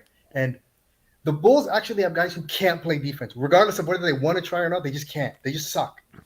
I agree. We have guys who can. But have chosen not to. Exactly. Yes. We have guys who could play together. They've chosen not to. So there's a lot of, again, like, if you had to rank these two teams out preseason, I think like one of these teams is probably in the lottery and or play in. One of these teams is like top 3 in the East. Bulls are where I thought they'd be. Bulls are right around where I thought they'd be. Yeah. I thought they'd be 8th, 9th. Washington Wizards range. Just a Washington Wizards, Portland Trail Blazer type of team. No man's land. Exactly. Like, absolute no man's land. Yeah, like people look at, like, I mean, again, DeMar and Zach LaVine are a perfect example of the type of players that a lot of people like to big up, and this is not shade on either one of them. They're both highly effective, highly efficient, but they give up so much on the other end, that it's really difficult. And with DeMar, it's like the lack of spacing, shooting, his shot diet is always consistently going to be worse than someone like Damian Lillard or Trae Young even, right? And so the 2s and 3s argument, I don't know. It's interesting. Yeah. I mean, there's a part of me that's just like had this narrative of like, oh, this team is going to go in with no pressure. Will they feel pressure? At home? Do or die at home? Is there pressure with that? I remember, for instance, like there was this one game against, the Nets at home, I believe, when we had home court, and you could just tell like the team froze up, like there was Game one, so game much one, game pressure. one. It was. I think it was game one against Vince Carter, the returning Nets, and I think we Oh, choked. yeah, I yeah. think we choked that game away, if I recall correctly. The initial, you know, I remember the Jose turnover. Remember Game 6, the Jose turnover when he tried to lob it to Bosch? yeah, That yeah, yeah, sealed the entire series. Those games were yeah. close, by the way. Like it was 6 games, but yeah, we could have won. But I want to mention Precious. Sorry. Precious is such a great teammate, man. The way he's bigging up Scotty, telling him he got better, saying OG should be Defensive Player of the Year. He's I riding think for he's his just guys. being honest, man. I think he's just being He's honest, not and having those it. are his guys Those are too. his Like guys. Precious is like riding with Scotty and Boucher, and like he's pretty well By the connected to and everybody's. here's another thing. Yesterday I was listening to the Chua's post game. What? Why isn't he talking about Fred or Pascal or even Thaddeus Young the way he talked about um, Udonis Haslem? And he was with Haslem for 1 year. We And shall see. dude, Time will tell. If he talks about those guys when they retire, then sure. But he seemed to really fuck with Udonis. Even on his story, you know, it's interesting. Like he had this huge dunk, and Scotty shared his dunk and whatever. He didn't share that. Per at least when I checked, he hadn't shared it. He shared some boxing shit or MMA fight, and then he shared Udonis Haslem's thing, saying like, oh, like, so it's like, I don't know. See, maybe they just had a really close relationship. I don't doubt that. Udonis Haslem has been we like saw sort what of OG just said he's about Mr. DeMar. Miami. We just saw what OG said about DeMar. None of these kids, none of the young guys are talking about the supposed leaders on this team. We And shall see what they say about them later, but but I think that will be more reflective. Like what, like if, you know, Fred moves on, we will see, you know, what Scotty says about Fred in 3 years when he's facing up against him. You know what I mean? Then you'll see. I think time, when you have time away from someone, you'll gain but more perspective on what they really meant to you. In the yeah, moment, it's all like, here's devil's advocate. mm-hmm. DeAndre Ayton was talking glowingly about Chris Paul right away. He said this was the best thing that ever happened to my career, like him being my teammate, and I grew so much and I learned so much. So you're right that could happen, but I've also seen right away they were like, yeah, this guy. And I'm pretty sure if you asked Achua at the end of his first year in Miami what Haslam meant to him, or you know, I think they did, and he bigged him up then too. yeah, So I just see no one bigging up nobody here that isn't a young guy, and we cannot blame this season on any of the young guys. Because to me, they have been the most mature and professional of the entire group. They're, you know what I'm saying? You can't blame it on Gary. I refuse you to blame this season on Barnes, Gary, Achua, Koloko, Flynn. They're not going on press tours. They're yeah. not So here's the thing. throwing teammates under the bus. They're not taking accountability. So here's the thing. So, I think what right this now. team needs right now, more than anything, right? And I understand that we've spent an entire year trying to outline what the issues were. I think more than anything, what this team needs right now is to come together. And in order to come together, you're gonna have to just say, we're gonna deal with what happened in the past bygones 82 be bygones. games. Yeah. We're gonna let what Truce. happened in the last 82 games. We're gonna deal with that when we call curtains on this season, whenever that happens. But for the next however many games this lasts, I don't want to hear that stuff. I don't want to remember that stuff. It's a new season. Let's start fresh over. If I was in the locker room, if I was a teammate, if I was Thaddeus Young, if I was Fred VanVleet, if I was Scottie Barnes, whoever has a voice in this locker room, if I was Nick Nurse, this is the message I would be saying. Guys, we haven't had the season we wanted. Guess what? We just wiped the board clean. It's a new slate. 0-0. Well, hopefully somebody does. And, you know, if I can think to do it, I'm sure there's plenty of people in this organization who are smart enough to do it. I don't care if Masai Ujiri needs to come down himself and do it. They Okay? had 82 games to do that. No one has done it. I don't know They've why tried. Thad's I don't even know why tried. Thad's on the bench. He should have done it. I don't even know why he's here. That dude gets front row seats and gets paid for it at this point. He does. But you know what? I mean, kudos to him for not being a super distraction. Also, not venting things out in the public, not being, you know, he's looked like he's smiling and taking it. It's interesting, you know, like I went back and I revisited that Thad Scotty event. Do you remember when that happened? It was January 8th. Okay. So I'll pull up the numbers 1 second. Also, I want to get your reaction to my top 20 MVP. Hang on. Also, the bench seating is concerning, and it's getting so glaring. Yeah, we've talked Fred about only it. talks about Fred only sits and talks to Bjorken. I swear. Well, birds of a And feather, man. the young guy, like it's so fractured. Hmm. Yeah. Okay, look at this. So pre-January 19th, Thaddeus Young, 35 games played, 9 starts, 5 DNP CDs. He played 580 minutes. Okay. Mhm. Post January 9th, he's played 19 games, so down from 35. He's had 0 starts, which is down from 9 starts. He's had 23 DNP CDs, including a string in a row to close the season, including Mhm. yesterday. That's up from 5. And he's only played 209 minutes. Do you know what happened on January 8th? That's that in altercation. Yep. So I do wonder if And that has something to do with it. but Some people would say it's the addition of Jakob Pertl, but I look like it doesn't here's my really. issue. Here's They my don't play issue the with same that position. altercation. I'm okay with a vet checking a young guy. I'm okay with that. I Keep the went and same I energy. went. Keep the I same energy because no one's checking Fred. No one's checking Pascal. Everything is aimed towards the young guys. It's someone checking Barnes. It's Nurse calling out Achua or Gary.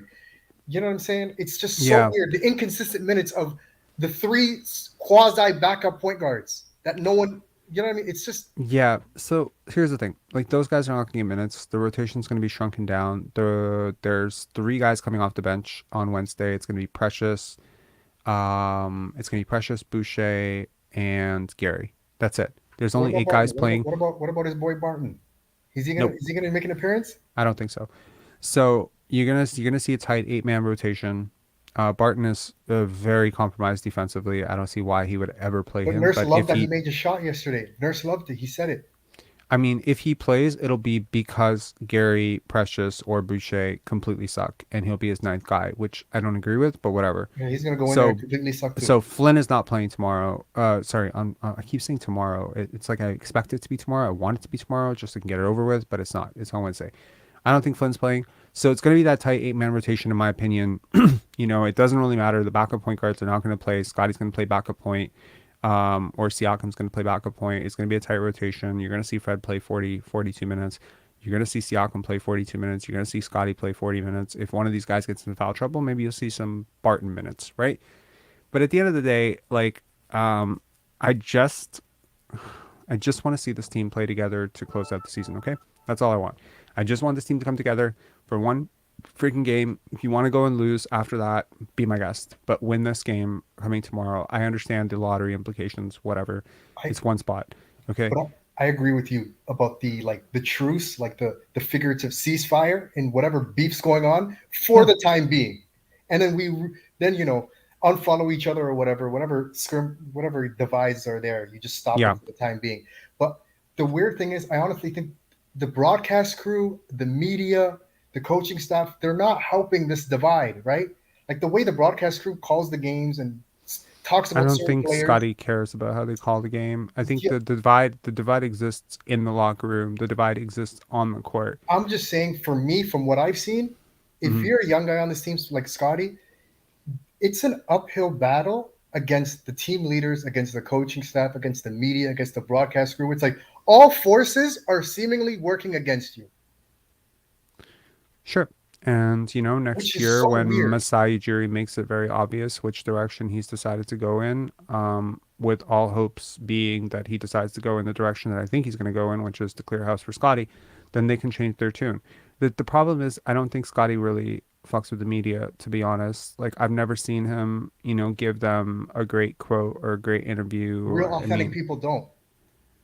I Kawhi mean, doesn't. honestly, these people are weirdos. Like, I wouldn't want to be around them any more No, than I he wouldn't. does, right? So, I With the mean, and he dumbass questions knows they ask, he's seen. how are you gonna be amped to answer like the dumbest questions you've ever heard in your Yo, life? he's really calm. Like, you think he's not calm? I mean, he's 21. He's been great Yeah, with but I them. think I he's mean, like if I was in autopilot. his position, I'm 35 and I consider myself mature, and I would be yelling at them. So, I mean, I like that like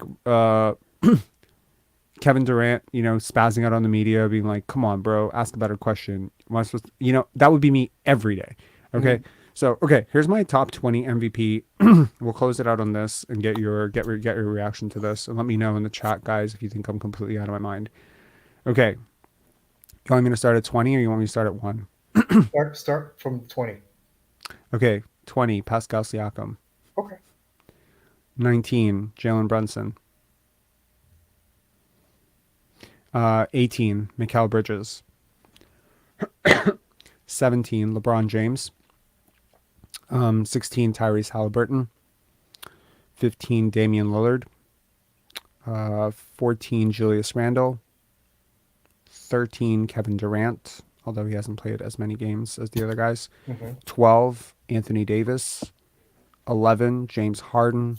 10, DeMontis Sabonis. 9, Donovan Mitchell. 8, Steph Curry. 7, Jimmy Butler. 6, Luka Doncic. 5, Shai Gilgeous-Alexander. 4, Jason Tatum. 3, Giannis. 2, Embiid. 1, Jokic. I'm not mad at that list. I think Luka might be too high. They just flamed out, bro. He averaged 32 points per game. You didn't make the play-in. You can't be top 10. He averaged 33 points a game. But I hear mean, you. he averaged 33 points a game. And, I mean, honestly, I feel like they tanked it on purpose. No, the last game it's they hard. did. The last game they did. Bro, they've been tanking for a couple games now, right? You think, like 3 you games. Think that was an order from above?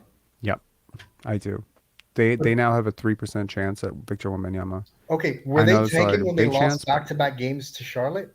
Were they tanking then? Was there imperative then? Look, I look at that team. When did this start? That's a fair point. The analyst in me. Okay, so the the Luka hype boy in me, it just wants to blame Christian Wood for everything, right? I do not like Christian Wood.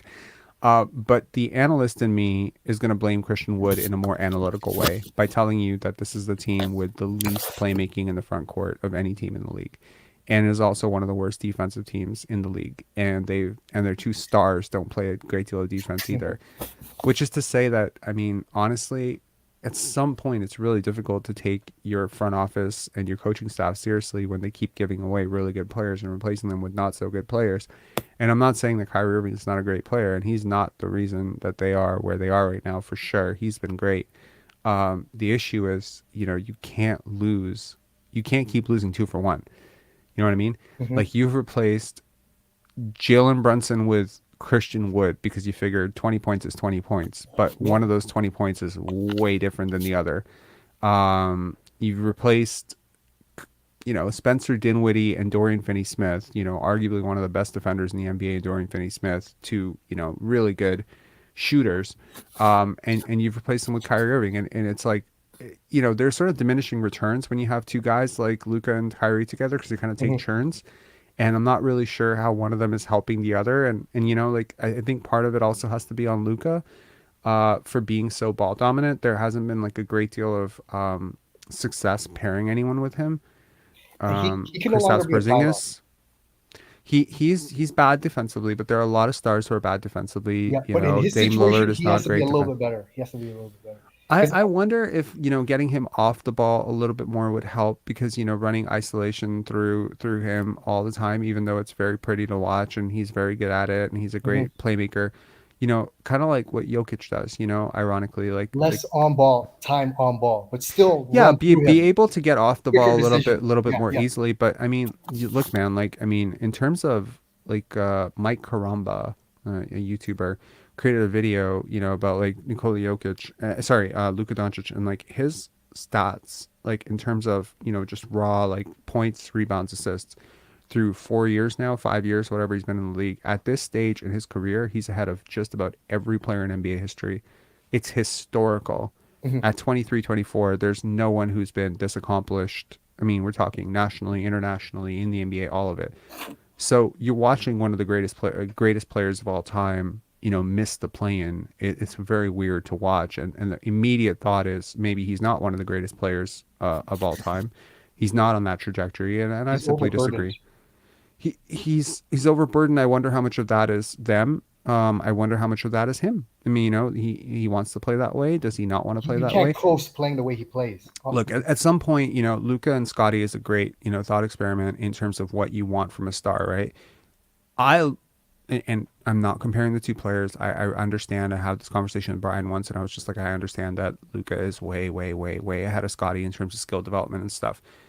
But in terms of, what do you want from a leader?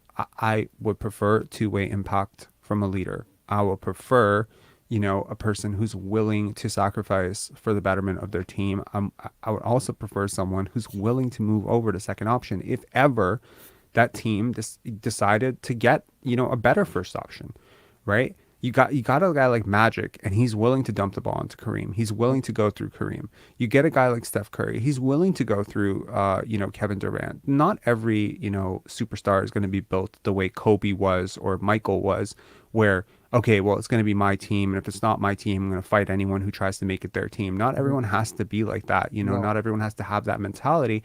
And I think with Scottie, the brilliant part is when he does ascend to whatever he's supposed to be, it'll be a very malleable whatever it is, right? So it'll be oh, my team needs 25, 10, and 12 from me tonight. Great. Oh, my team needs 10, 20, and 10 tonight. Okay. My team needs me to go 15, 15, and 15 tonight. Okay. And he'll be able to pick and choose based on what his team needs. It's just whatever that is just going to be way better. So instead of having games like he does where he has 2 points, 8 rebounds, 4 assists, where you look at that and you're like, oh my God, that's such a bad game. He's so trash, blah, blah, blah, blah. Then that version of that game will be more like 13 points, 8 rebounds, 12 assists. You know what I mean? And then you'll look at it the same way we look at Jokic's games like that. You know what I mean?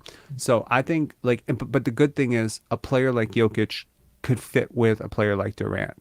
A player like Luka doesn't fit with a player like Durant. No, That's the difference. It would be a harder fit, yeah. Yeah.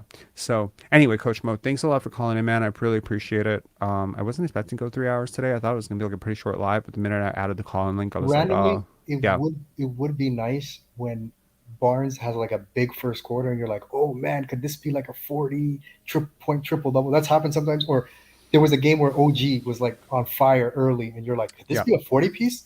And it just never happens. Hopefully next year, if there's some roster changes, guys can actually have a game where they just explode and we just ride the hot hand. Or you know what I mean? I just feel like the way the team is right now, when you were talking about numbers, a lot of guys are neutered at some point. And it's not because the defense did anything. Right. Right? No one's allowed to drop 40 except 2 guys. Kind of.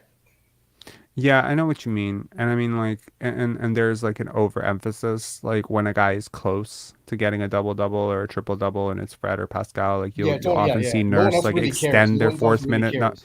You'll see him kind of extend his fourth quarter minutes. Like I've seen games where Siakam's got like 32, 8, and 5 or something like that. And just to get the 32 and 10, he'll be given run and like 8 minutes left in the fourth quarter and we're up by 20. And it's like, why is he on the court? Like you keep complaining he plays too many minutes. Why is he playing these minutes, right? Like so many times this year, I would look at a guy.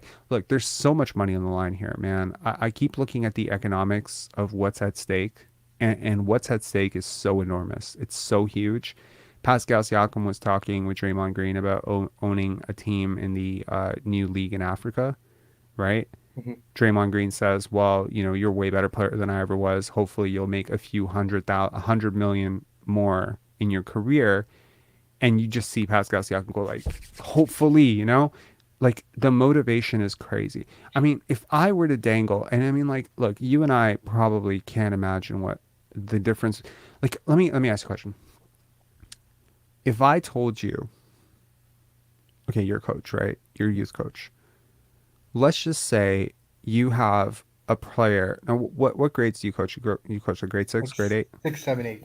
6, 7, 8. Okay, perfect. So let's say you have a prodigy on your hands, okay? And that prodigy is not playing the right way. Okay? The prodigy is not playing the right way. And, but the prodigy's parents like, yo, like, I'm trusting you. Scouts are watching my kid. This is like nationally ranked. He's going to go to the league, blah, blah, blah, blah, blah. So you get a little intel from somebody saying, hey, a lot of attention on you, Coach Mo. if you play this right, maybe you can parlay this into a Division 1 coaching job if you do a good job with this kid. Are you telling me that like there's not some part of you that's going to start thinking, if I do a good job, I'm going to get something out of this? Yeah, I know. It's a That's natural human yeah, thing. yeah. Now, for Siakam, the agent, and I listened to an entire interview with Rich Paul the other day about how he talks to his players, and it helps to understand it. And he's like, I'm really real with players. And he'll lay out like straight goals for them. You got to hit 26 and 8 if you want me to get you this money. You gotta get into the playoffs. You want this money. You know what I mean? So if Fred VanVleet is going to Rich Paul saying what I gotta do to get my 130, he's telling him straight up, bro, you gotta get this money, this money, this money. And one of the things that Siakam said, which was very interesting to hear, was how heartbroken he was when DeMar DeRozan was traded, how shocked he was. And his first thought was, when DeMar got traded, if they could do that to him, what about me? Right? I don't even know what they're going to do to me. That's almost a direct quote. He's like, man, I looked at it like, if they could do that to him, he's a franchise player. We all look up to him. Mm-hmm. And the problem is that the way DeMar was traded, right? This was my big worry. Every player was so close to DeMar on this team at that time. Fred, Norm, Yeah. Siakam. All of them were DeMarites, if you will. They were huge fans of him growing up. They obviously loved him as a vet. He has an issue with your current boss. You're going to be closer to his story than Masai's story, for sure. Initially, if not forever. Yeah. Now, you can trust in Masai for a second and be like, okay, well, and Siakam went into it like, shit, we looked at the guy we got. Okay, like, it's Kawhi. You didn't get traded for a scrub. I get it.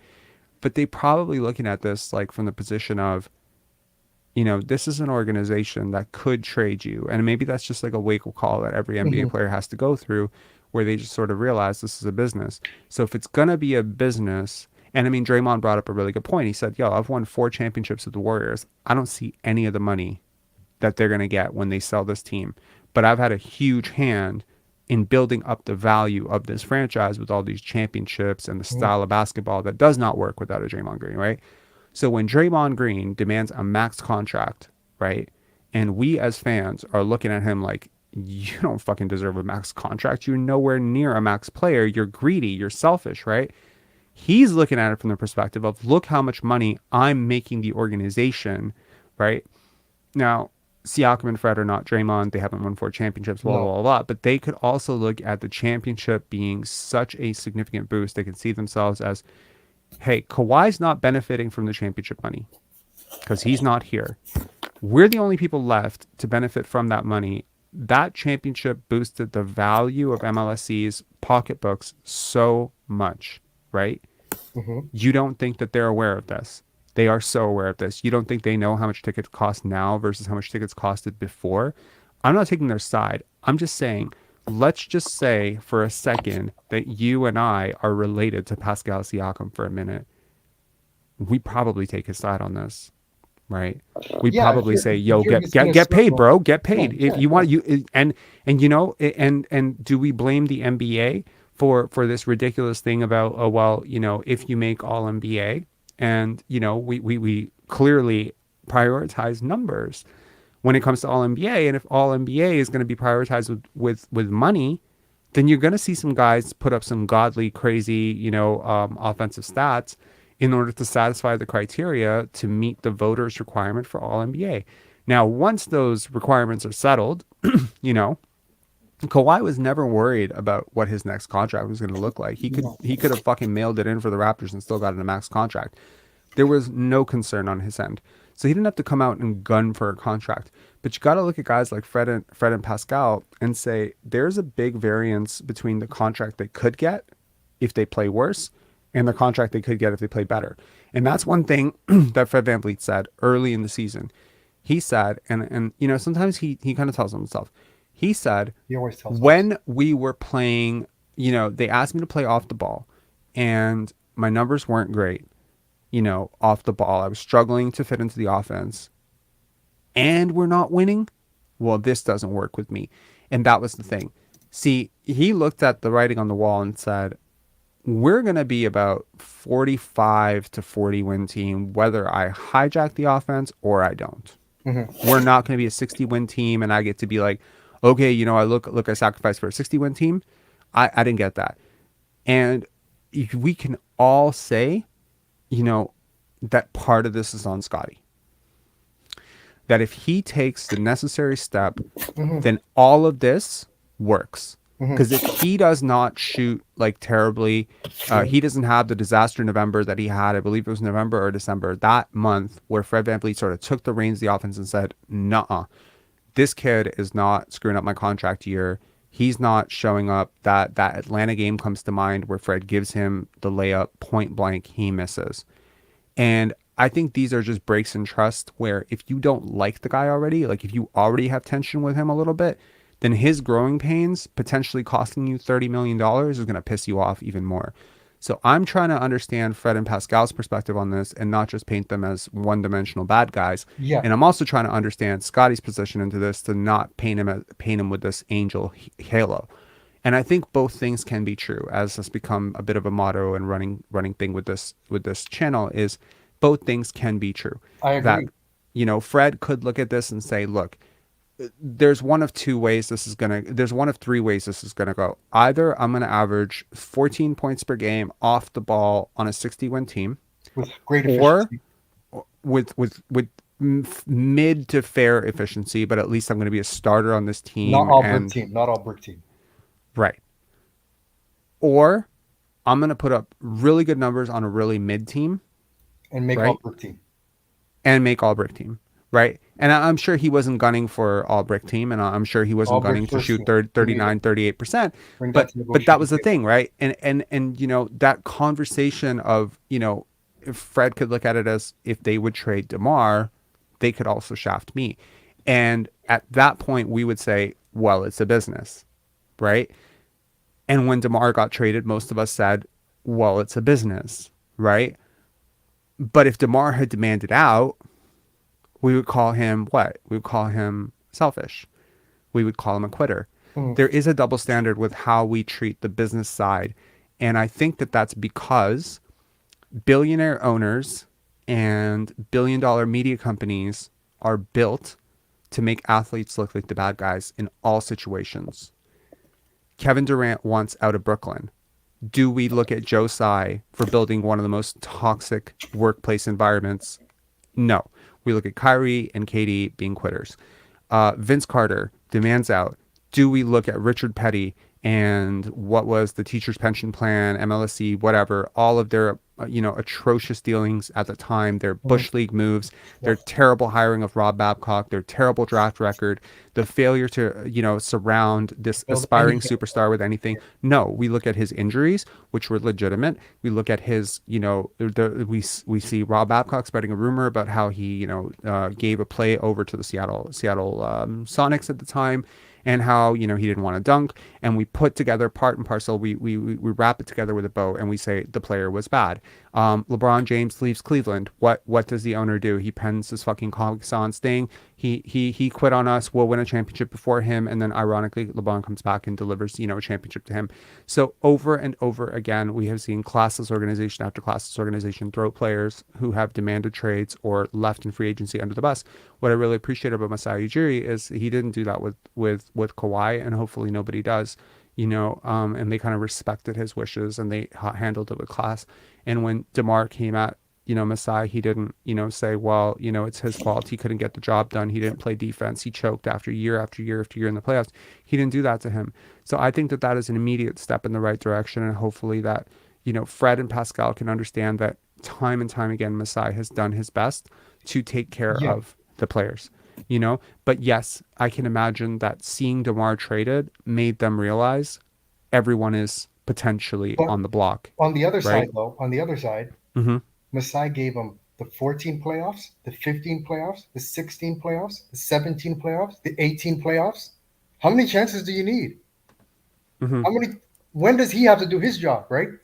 I mean, Fred and Pascal are like, when can we be traded? You guys didn't get traded at the deadline. You guys were giving yak up on the deadline. He's on your side. You're just not good enough. DeMar wasn't good enough. Yeah, I just they want to were respond. given adequate opportunities. Yeah.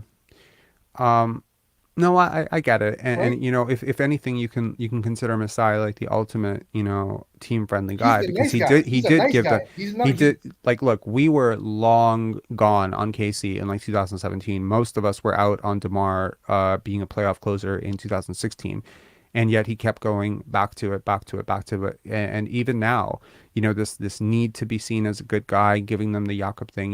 He is a good guy. I do want to respond to this very quickly. Rob, I'm rewatching this, and your win shares take is irrelevant because Cade hasn't played an entire season. It's a cumulative stat. Okay, MT, I don't know if you failed math. I'm not trying to be rude, but this is ridiculous. Cade has played over 70 games. For him to have negative win shares and for you to say that is not relevant is completely insane to me. Okay, let me paint this out for you. Okay. You would agree that running a marathon is a cumulative thing, right? Like running a marathon is a cumulative accomplishment, right? So if one person is given 2 hours to run a marathon and the other person is given an hour to run a marathon, and one person finishes the marathon in 2 hours and the other person goes backwards by 3 kilometers in the marathon in the same 1 hour, you're going to say that that 1 hour that they actually did the marathon is not like reflective of how well they are at marathons? You understand how difficult it is to play 77 fucking games and have -3 win shares for a first overall pick? I did the numbers. There's not a single example of negative win shares for 2 straight seasons, or even for a first season. I looked at Kwame Brown. He even managed positive win shares. You don't realize how hard it is to be this bad. And you can say he's overloaded in Detroit, man. I'm tired of listening to. I'm listening to shit about Cade, man. He has not been good. He may develop into something later down the line. I don't think it's going to be a superstar, but to say it's irrelevant is a fundamental, complete misunderstanding of numbers, math, and just basic logic. That probably costs me a subscriber, but I had to be real about it. Sorry. Anyways, go Also, on. the nice guy act that we were talking about. Masai might be too nice. I think being nice and giving all these opportunities has created what a lot of people consider the monster that has become Fred. I think that you know what I'm saying. Maybe, but I mean, like No, no maybe. structure, no like he's just Mm, the world has been given to him, and it's kind of like when Achua and Boucher are given a little freedom on offense and they abuse it. mm-hmm. Like they over dribble, they do way too much, right? Scotty's given that freedom and he doesn't abuse it. He doesn't like, you know what I mean? He doesn't take advantage of it. OG doesn't. I don't know if I'm making sense right now, but Mm-hmm. a more military style structure would not have created what we're seeing right now. I think it's really hard to build player trust in this, in this day and age. Like, how many players actually trust their coaches and organizations to do the right thing by them? Um, yeah, If you're good, they don't want to get rid of you. I mean, it's unless you get traded for KD. You think the Suns wanted to trade Mikal Bridges? No. I think that's another thing that you gotta also factor in. Look at what the summer was, right? Look at the summer, and what we had going on in the summer was basically, all these rumors about potentially trading potentially trading Pascal. No one's off the table except for Scottie, right? They want to come into the season. Scottie's going to be getting on ball reps, right? So look, these guys could look at it as say, okay, look, like they got a shiny new toy. We understand that. We're also NBA players. We also have, major dollars on the line. And look, money can fuck things up, right? It can throw major divides. Like there's very real, OG Anunoby wanted out. Like Mhm. that shit was real. You know, Gary, I don't know where his head's at, if he's out in like the money has really come in the way of what I think are genuinely, hopefully decent people. Just on the You front know, office. yeah. I mean, look, it is, and it's not. I mean, Do you think the thing that's weird to me is the freedom and the opportunities Pascal and Fred were given this season and last season? They could go into the summer and not get exactly what they thought, and Fred could leave and sign with Orlando or whatever and be like, the Raptors did me dirty. Like he can legitimately think the Raptors did me dirty. Mm-hmm. Even though we've Yeah. given you every opportunity. And if you were him, dude, you'd be getting max. If you were him, you'd be getting max. If you were him, we'd be in the playoffs. We wouldn't be in the play-in. Like if you are who you thought you were, you wouldn't be in the situation you're in. Yeah, no, I agree. To anyone out there thinking Cade is him, you're talking about a guy who has been given the keys to the offense and has done very little. He has not impacted winning much at all.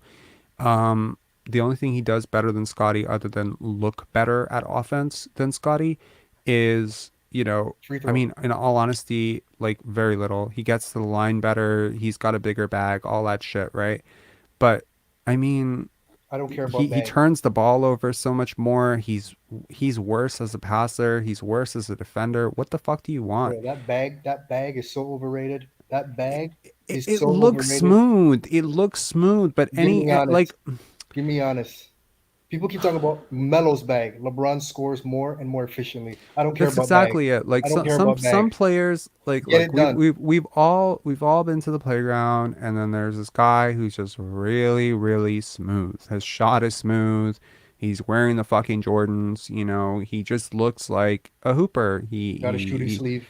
He's got a shooting sleeve. He's got the headbands. He's just a hooper. He looks like a hooper. You put him on your team, and fucking he can't do anything. He doesn't know where to go. He doesn't know when to go. He doesn't understand the intuitive, ins and outs of the All these game. dribble moves and got nowhere with it. Exactly. And it's like, he just does like a nice little smooth and then boom. And it misses and it looks nice when it misses. And then he misses Holds a the couple form. times. And then you're like, bro, have you taken 18 shots in this game? You only made 2. Is this a bad game for you or is this your life? And that's pretty much Cade's life. Okay. Like he was inefficient in Oklahoma. They said it's because he didn't have help. He's inefficient in Detroit. It's because he doesn't have help.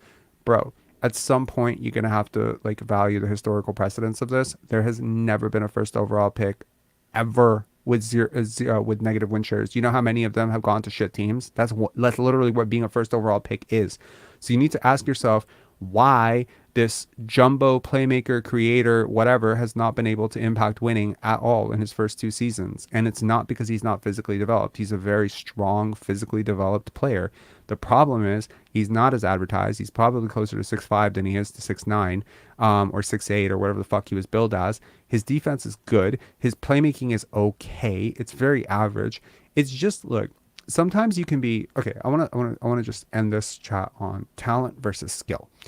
Sometimes I believe the talent is innate. I believe it's a lot of God-given shit. It's a lot of stuff you can't really teach, right? I cannot become a more talented basketball player just by doing drills. I can become a more skilled basketball player by doing drills. Yes.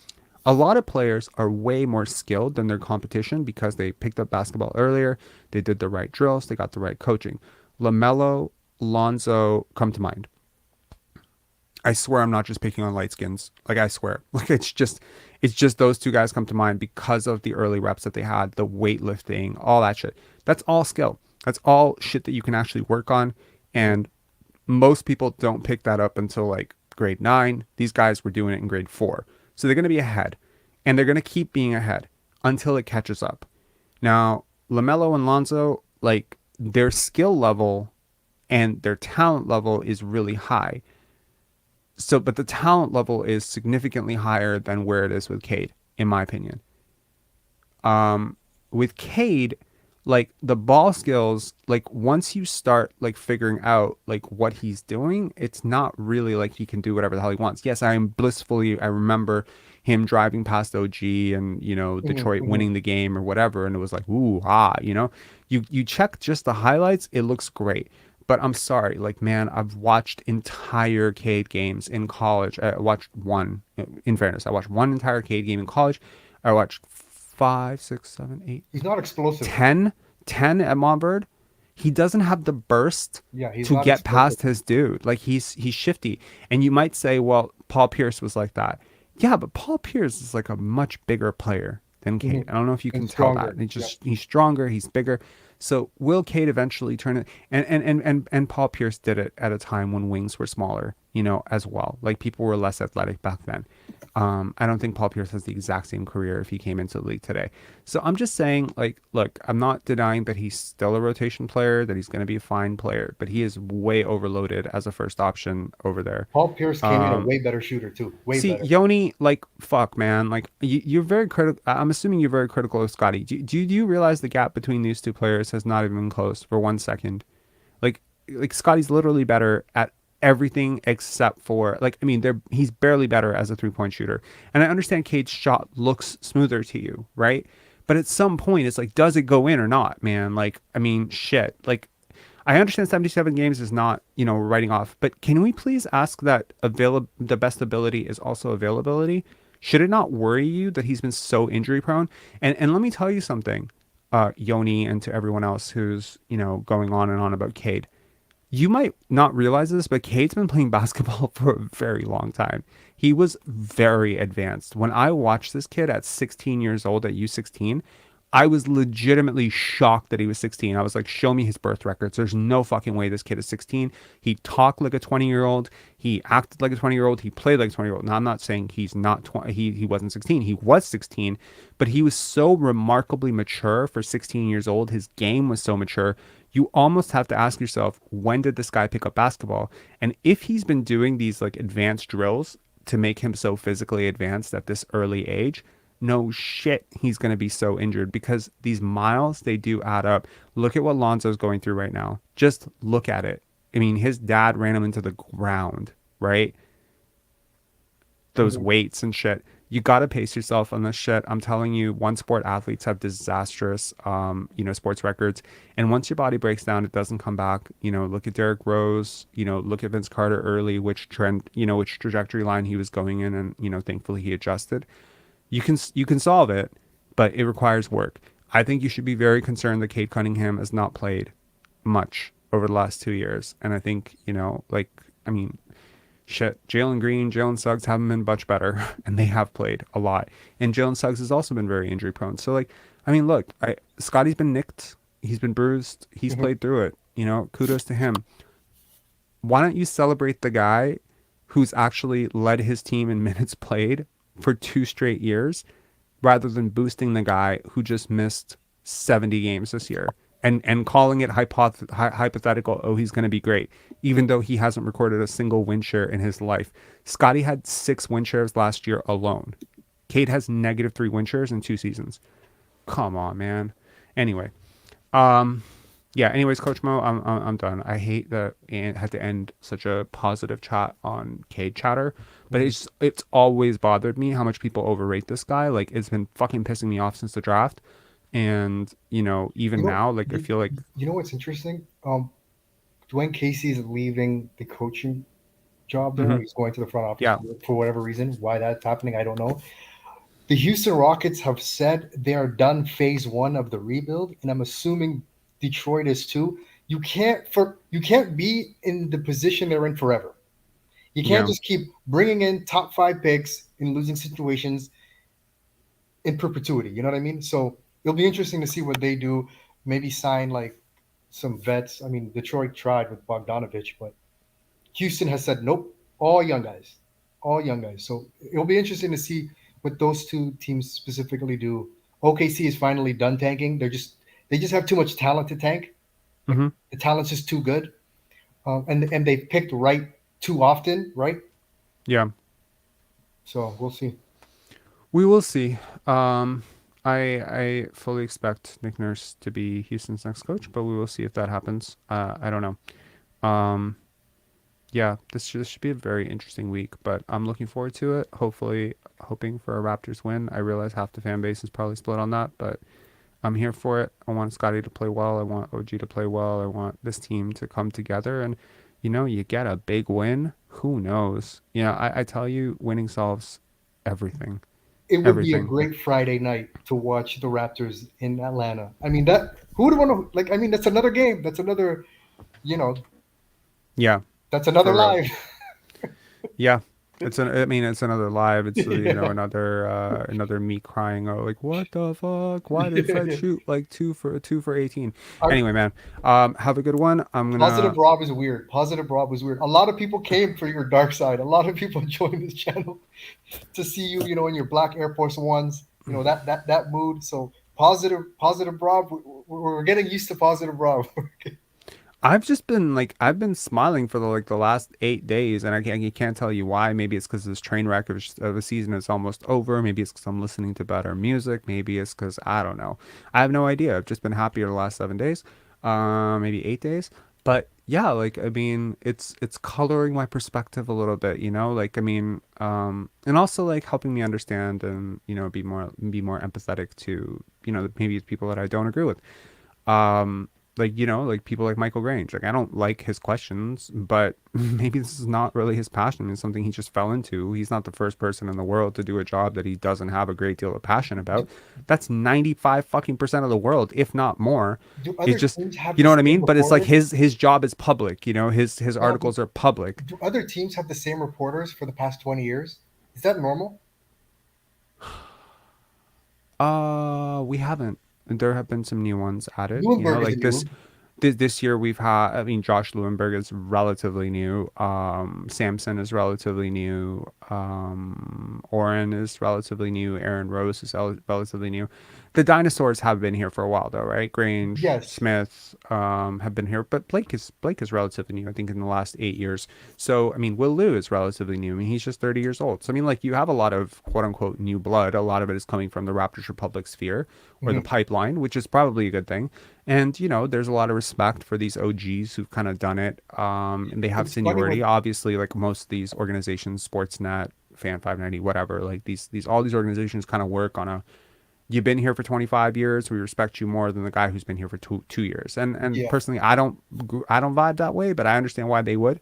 So it's not like, you know, you're gonna get Blake or Will Lou calling out Michael Grange for being a No. passionless hack or something like that. No, no. And you know, I've listened to Michael Grange talk about things more recently, and you kind of realize that he's just, you know, he's just a normal dude. Like he's just a very normal dude trying to He's just pay trying his to pay his bills, bills. and Yeah. this is how he pays his bills. You know, so what do you do? It's almost like, you know, again, can you ask Fred VanVleet to give up $40 million for the love of playing basketball the right way and giving Scottie a chance? Probably not. That's not rational. If you were his family, you would never support that decision. Can you ask, you know, can you ask Michael That lets you Grange know he's not to good enough. just step aside and give up his job because we don't like the questions he asks? No. He's going to keep paying he's going to keep doing his job because he needs to do his job and because he needs to pay his mortgage or whatever the fuck he's got to do with his But life. isn't it a And it's just, for-profit business where you need the best people? Like if you're, this is not public sector where revenue doesn't matter. Like you should want quality. blame their bosses, man. Blame their bosses for putting them in those positions. Blame their bosses But for keeping them in those positions. But Folk, yeah, Samson Folk, it's funny when he asks questions. Um, the players have been beat over the head with such dumb questions that when it's Samson's folks time to ask a question, they're already mentally checked out. So he asks a great question, and they're just like, yeah. So that part always entertains me. yeah. I mean, I think Samson's great, but you know, maybe sometimes after particular games, maybe people find his questions a little too intellectually Yeah, yeah. confusing or whatever. I mean, it's not even that they're confusing. I mean, Precious, you know, the question he was asked yesterday is like a pretty straightforward question, but maybe I have no idea. I sometimes you have to look at a particular reporter and that particular player and say, okay, go back all the coverage of that player. Did that reporter ever write a negative article about that player that that player might remember?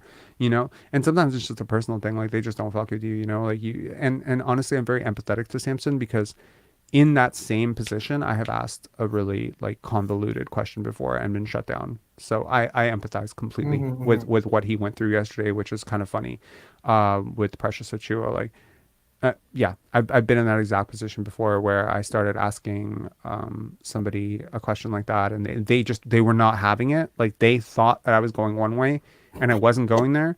But because they thought I was going there, it led it down that place, and it's just you can never recover it, and then you start defending yourself, and it's like quicksand. You And then just you fall. become that guy to them. Yeah, exactly. Anyways, Coach Mo, All gotta right. go. See Peace, ya. man. Have a good one. Always great talking to you, man. Cheers.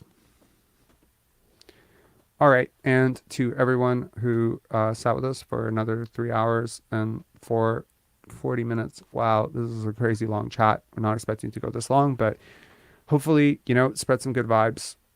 Yeah, you're right.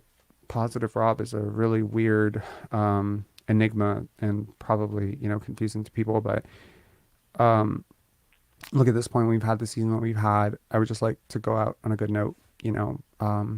Sometimes it's not how you start, it's how you finish. And, we had something positive to go on last year. I think a hard fought, loss in game 6. Just imagine and look at the vibes into the off season. We were in the Rico runs and everyone was really excited. And look, like the day-to-day enjoyment of being a Raptor fan is very important. I think, the enthusiasm, hope level is very important. This is why young prospects represent, they represent the unknown, right? What Scottie could be, what Christian Koloko could be. These are very fascinating, puzzles for us as fan base to figure out. And I think it's important to keep some element of hope. You don't want to lose all hope because then you check out. And then when you check out, you end up the Charlotte Hornets, that fan base where like it's going to be a loss, wait, not supporting anything. You don't want to lose the love for the Raptors.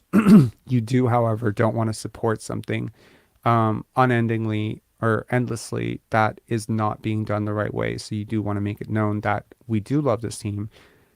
And that is why we need it to be corrected. Whatever is happening to this team, whatever is being done to this team, we need it to be corrected. And, the enthusiasm of this fan base, I think that's probably what endears so many players to this place, right? That the Raptor fans are going to be loud, that they're going to be passionate, that they're going to be lining up Jurassic Park. Think about what an impression Toronto made on the NBA world during those deep playoff runs, especially during the Kawhi run. I mean, those memories don't just wash away. People remember that, just like people will remember now Light the Beam for, the Sacramento Kings. There's a vibe to it. It's a good thing. So you don't want to lose that as a fan base. You don't want to become the depressed, somewhat cynical all the time, fan base. But you also don't want to become dumb and blind to it so that you support, a flawed product on the court and then are rooting blindly for something that doesn't make sense for like 8 years so the guys can get paid. It's a balance. Maybe we've gone over, maybe we've gone under. I have no idea, but find the balance for yourself. Anyway, Yoni says lottery pick over first round sweep. Yeah, probably. A first round sweep would be a really, really terrible way to end. Yeah. Yes, I do remember that. Yeah. I mean, Kyle didn't like a lot of people. We can. Yeah, if we lose to the Bulls, we could potentially end up with the 11th pick.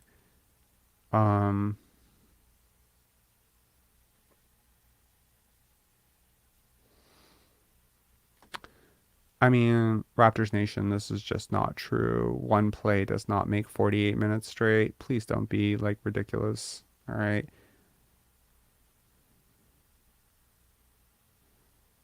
That's ridiculous. I mean, be better than that. I appreciate that you're probably a Cade fan or whatever, and that's fine.